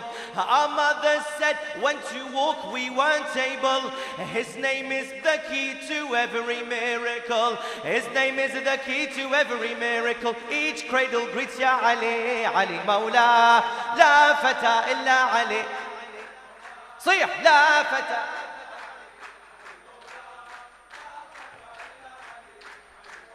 اي علي اي علي اي علي علي علي انا علي هلا علي اي علي علي علي علي آية وعلي غاية وعلي راية وعلي ثاية وعلي حماية الحماية. علي آية وعلي غاية وعلي راية وعلي ثاية علي حماية الحماية. علي نور وعلي سور وعلي همة وعلي ذمة وعلي قمة.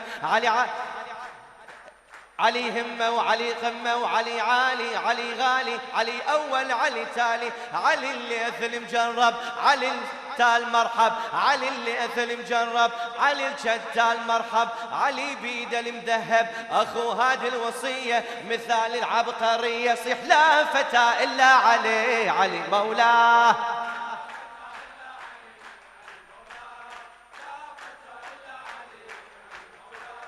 السلام عليكم ورحمة الله وبركاته.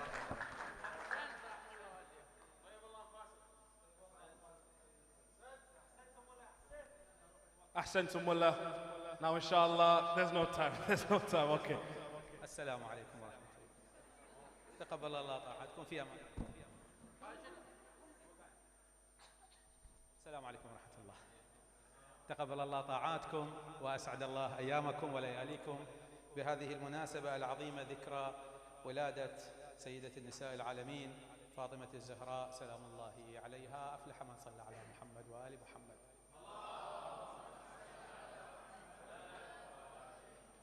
Yeah, I've been informed that there is no time, but I want talk, not only recite. Yeah, Habib. Yeah, I want just, okay, all of you know that my English is not very good, but still I can say something about Fatima al-Zahra salamullahi alayha. Who's Fatima al-Zahra? But in other way. I want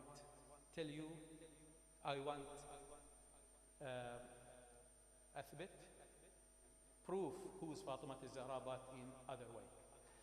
Look, brother and sister, the importance of a question comes from importance of the guy who is asking, the asker. So I will give you example. If I'm in the street, standing, a guy come and ask me, what is this address? I don't know who's this guy. Okay. Left, second house. But if the asker is Ministry of Interior, I'm in the street, he's asking me, what is this address? Okay, I will tell him, right, second house. But always I think, what's happening there? Crime? Or maybe there is very important conference, meeting, So the importance of the questions come from the importance of the asker, who's asking if he's important man, so the question will be automatically very important. In opposite way, the importance of a question comes from importance of responder. Al-Mas'ul, who I'm going to ask. The responder, Al-Mujawib, Al-Mas'ul. So, I give you another example. This time, if you have question, and there is two. One is normal man, one is Ministry of Interior. You want to ask about restaurant. Do you ask Ministry of Interior? No, because your question is not important. You will choose that guy, But if my question is very important, so I will ask Ministry of Interior. So my question will become very important when I ask the important guy. You get, It's normal. It's I mean, obviously true. So imagine if the asker is Jibreel alayhi salam. Wow. What will be the question? And the responder will be Allah subhanahu wa ta'ala. We don't have greater than these two. Do we have? So how that question will be important? How? Too important, yeah?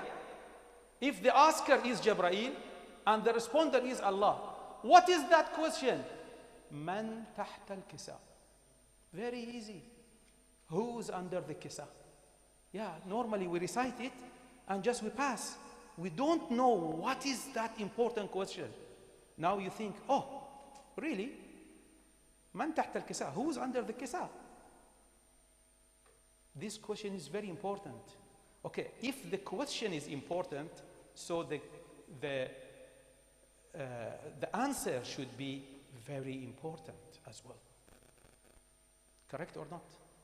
If the question is important, so the jawab, شنو جواب? Answer. The answer will be very important as well. Okay. If I see a guy there with a lady and with young man and with two sons, I ask you, who's this? You will tell me, for example, this is Sheikh Muhammad al-Hilli with his wife. Sheikh Muhammad al-Hilli with his daughter. Or, for example, oh, this is Ali Fadl with his two kids. Huh? Or with two grandsons, inshallah, you become grandfather. Yeah? Is it correct or no? We put always the important one on the top, and every other partner of the family belong to him. So we say 6 minutes, 7 minutes, okay. So always we put the important guy on the top. This is Sheikh Muhammad al-Hilli and his daughter, and this is his son-in-law. But when Allah subhanahu wa ta'ala asked, when Jibreel alayhi salam asked Allah subhanahu wa ta'ala, who's tahta al-kisa? The answer came, Fatima wa abiha. Not Muhammad wa Fatima. No, Fatima wa abiha wa ba'liha wa baniha. Allah subhanahu wa ta'ala puts Fatima in the center, and everyone is belong to him, to her. Everyone, all under Kisa, they are belong to Fatima. But the normal answer should be Rasulullah wa ibnatuhu wa صهره وحفيداه مثلا ها؟ لا فاطمة وأبيها وبعلها وبنيها صلوا على محمد.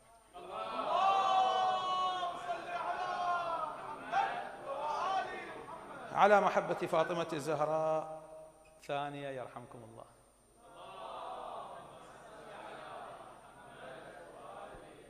إذا نطق اسم فاطمة من شفاه تسيل حلاوة فوق اللسان. إذا نطق اسم فاطمة من شفاه تسيل حلاوة فوق اللسان. فحيوا يوم مولدها بذكر وصلوا باسمها طول الزمان. صلوات.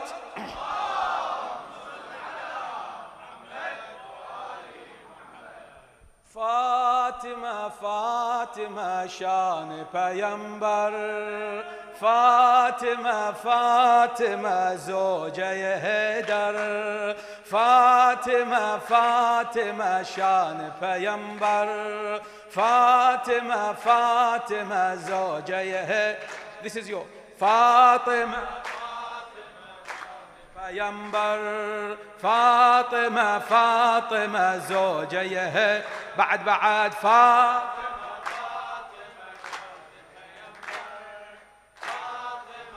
شيعة Stop. Are they Shia? No, really. No, not Daesh, not ISIS. Are you Shia? Wallah, I'm talking about Fatima. Ready? Okay. Do you want me with you and take you to Shia voice? Yeah. Let me hear your voice. فاطمة فاطمة شان پیمبر فاطمة فاطمة زوجة هدار فاطمة فاطمة شان پیمبر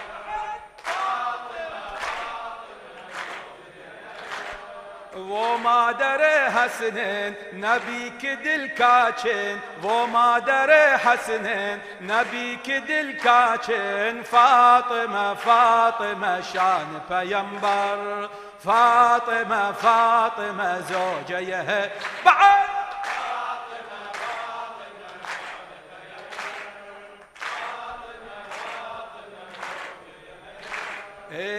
अर्श से नूर चला और Medina आया और क़ियाम उसने मोहम्मद के गरानी में किया नूर हक आपके पैकर से परे साचाया और नबी ने यही मेराज में तोहफा पाया आ गई अर्श से ज़रा हो गया शब में उजाला शाहिद आलम बे नाज करे तुम पर शाहिद आलम बे नाज करे तुम पर फातिमा फातिमा शान पैम बाद फातिमा ज़ौजा या हैदर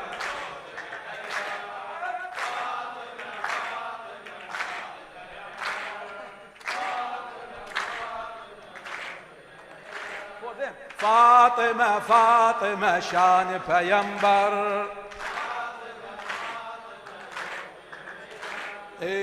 تزدهر فاطم لو انها توقف بمحرابها تزهر بضيها الكواكب من تناجر بابها جبرائيل ويا الملايك جبرائيل ويا الملايك جبرائيل ويا الملايك جبرائيل ويا الملايك من تنو جبرائيل ويا الملايك يعتنون البابها كلهم يهوسون فدوى نروح لجل ترابها في السماء صوت المنادي فاطم إنها أصل المعادي في السماء صوت ينادي فاطم إنها أصل المعادي جبريل والاها الله سماها فاطمة فاطمة شان پیمبر فاطمة فاطمة زوجة هدار علي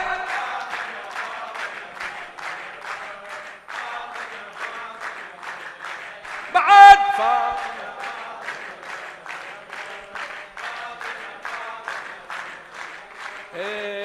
कितना प्यारा ये कसीदा कहा है आबिदी जिसको पढ़ने को चला आया निज़ार अल-क़तरी जिसको पढ़ने को चला आया निज़ार अल-क़तरी कितना प्यारा ये कसीदा कहा है आबिदी जिसको पढ़ने को चला आया निज़ार अल-क़तरी उसको सुनने को चले आए ज़मीं पर नूरी अर्श पर देखो फरिश्तों में बचा कोई नहीं फातिमा फातिमा मिल्क फातिमा फातिमा मिल्क पुकारो फातिमा फातिमा दिल से पुकारो फातिमा फातिमा मिल्क पुकारो फातिमा फातिमा दिल से पुकारो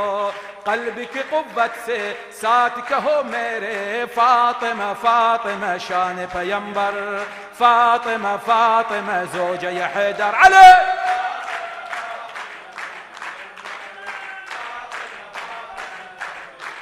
أشهد أن عليا ولي الله أشهد أن عليا حجة الله أشهد أن عليا ولي الله أشهد أن عليا حجة الله أشهد this is exam for you to know are you Shia or not. أشهد أن عليا ولي الله أشهد أن عليا حجة الله أشهد أن عليا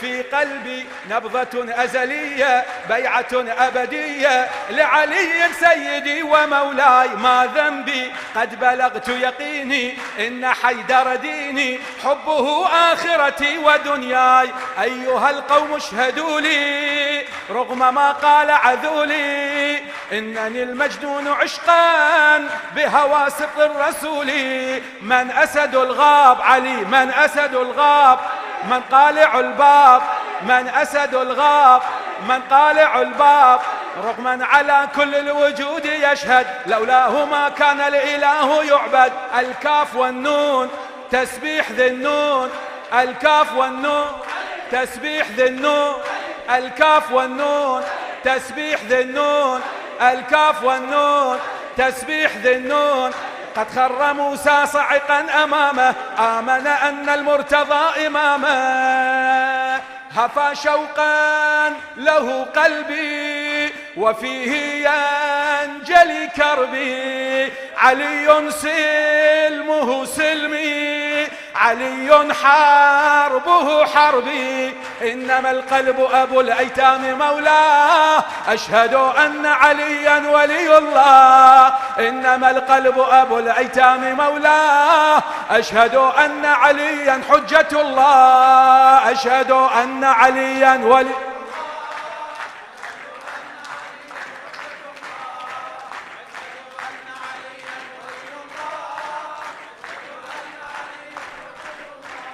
قد قالوا اي والله قد قالوا ان حيدر رابع قلت لا والرافع 7 في 6 بعلياه قد مالوا لم يقولوا صدقا اولا هو يبقى كافر من لا يكون مولاه ان من عاداه يهلك سالك في شر مسلك إن أردت الحق سلهم إن أردت الحق سلهم من له قال بخلك من له قال بخلك من أكمل الدين من أكمل الدين من نفس ياسين من أكمل الدين من نفس ياسين من أكمل الدين من نفس ياسين قال الرسول حبه عبادة شهادة لطيب في الولادة للدين يحسوب في اللوح مكتوب للدين يحسوب في اللوح مكتوب نادي عليا مظهر العجائب تجده عونا لك في النوائب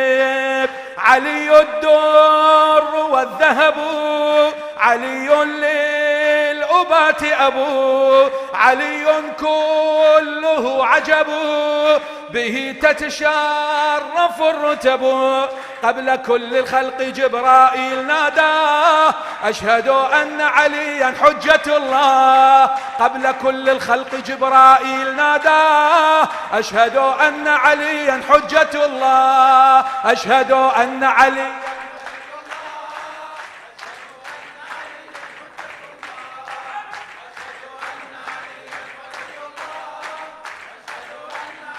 أشهد أن عليا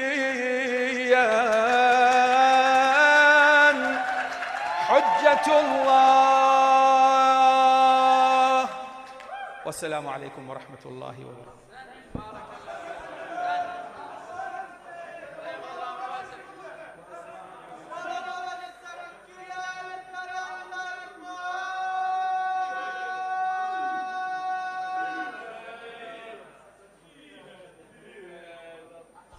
Ahsantum Allah, ahsantum, thank you so much.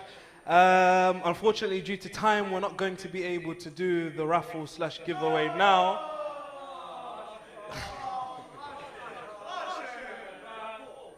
No, we can't, unfortunately, because of security. So what we're going to do, inshallah, we're going to do this online. No Tesla, no Tesla. We're going to do this giveaway online. So please look out for the Instagram. It's ahlulbayt.union. You'll find out all the information. So yeah, please follow and stay updated. Also, these hoodies that I'm wearing and a few other people are wearing are still for sale outside.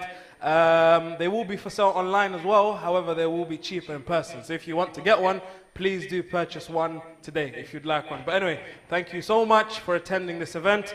We highly appreciate. And yes, please do collect some tabarruk on your way out, inshaAllah. Thank you so much. Wassalamu alaikum wa rahmatullahi wa barakatuh. Sallu ala Muhammad wa ali Muhammad.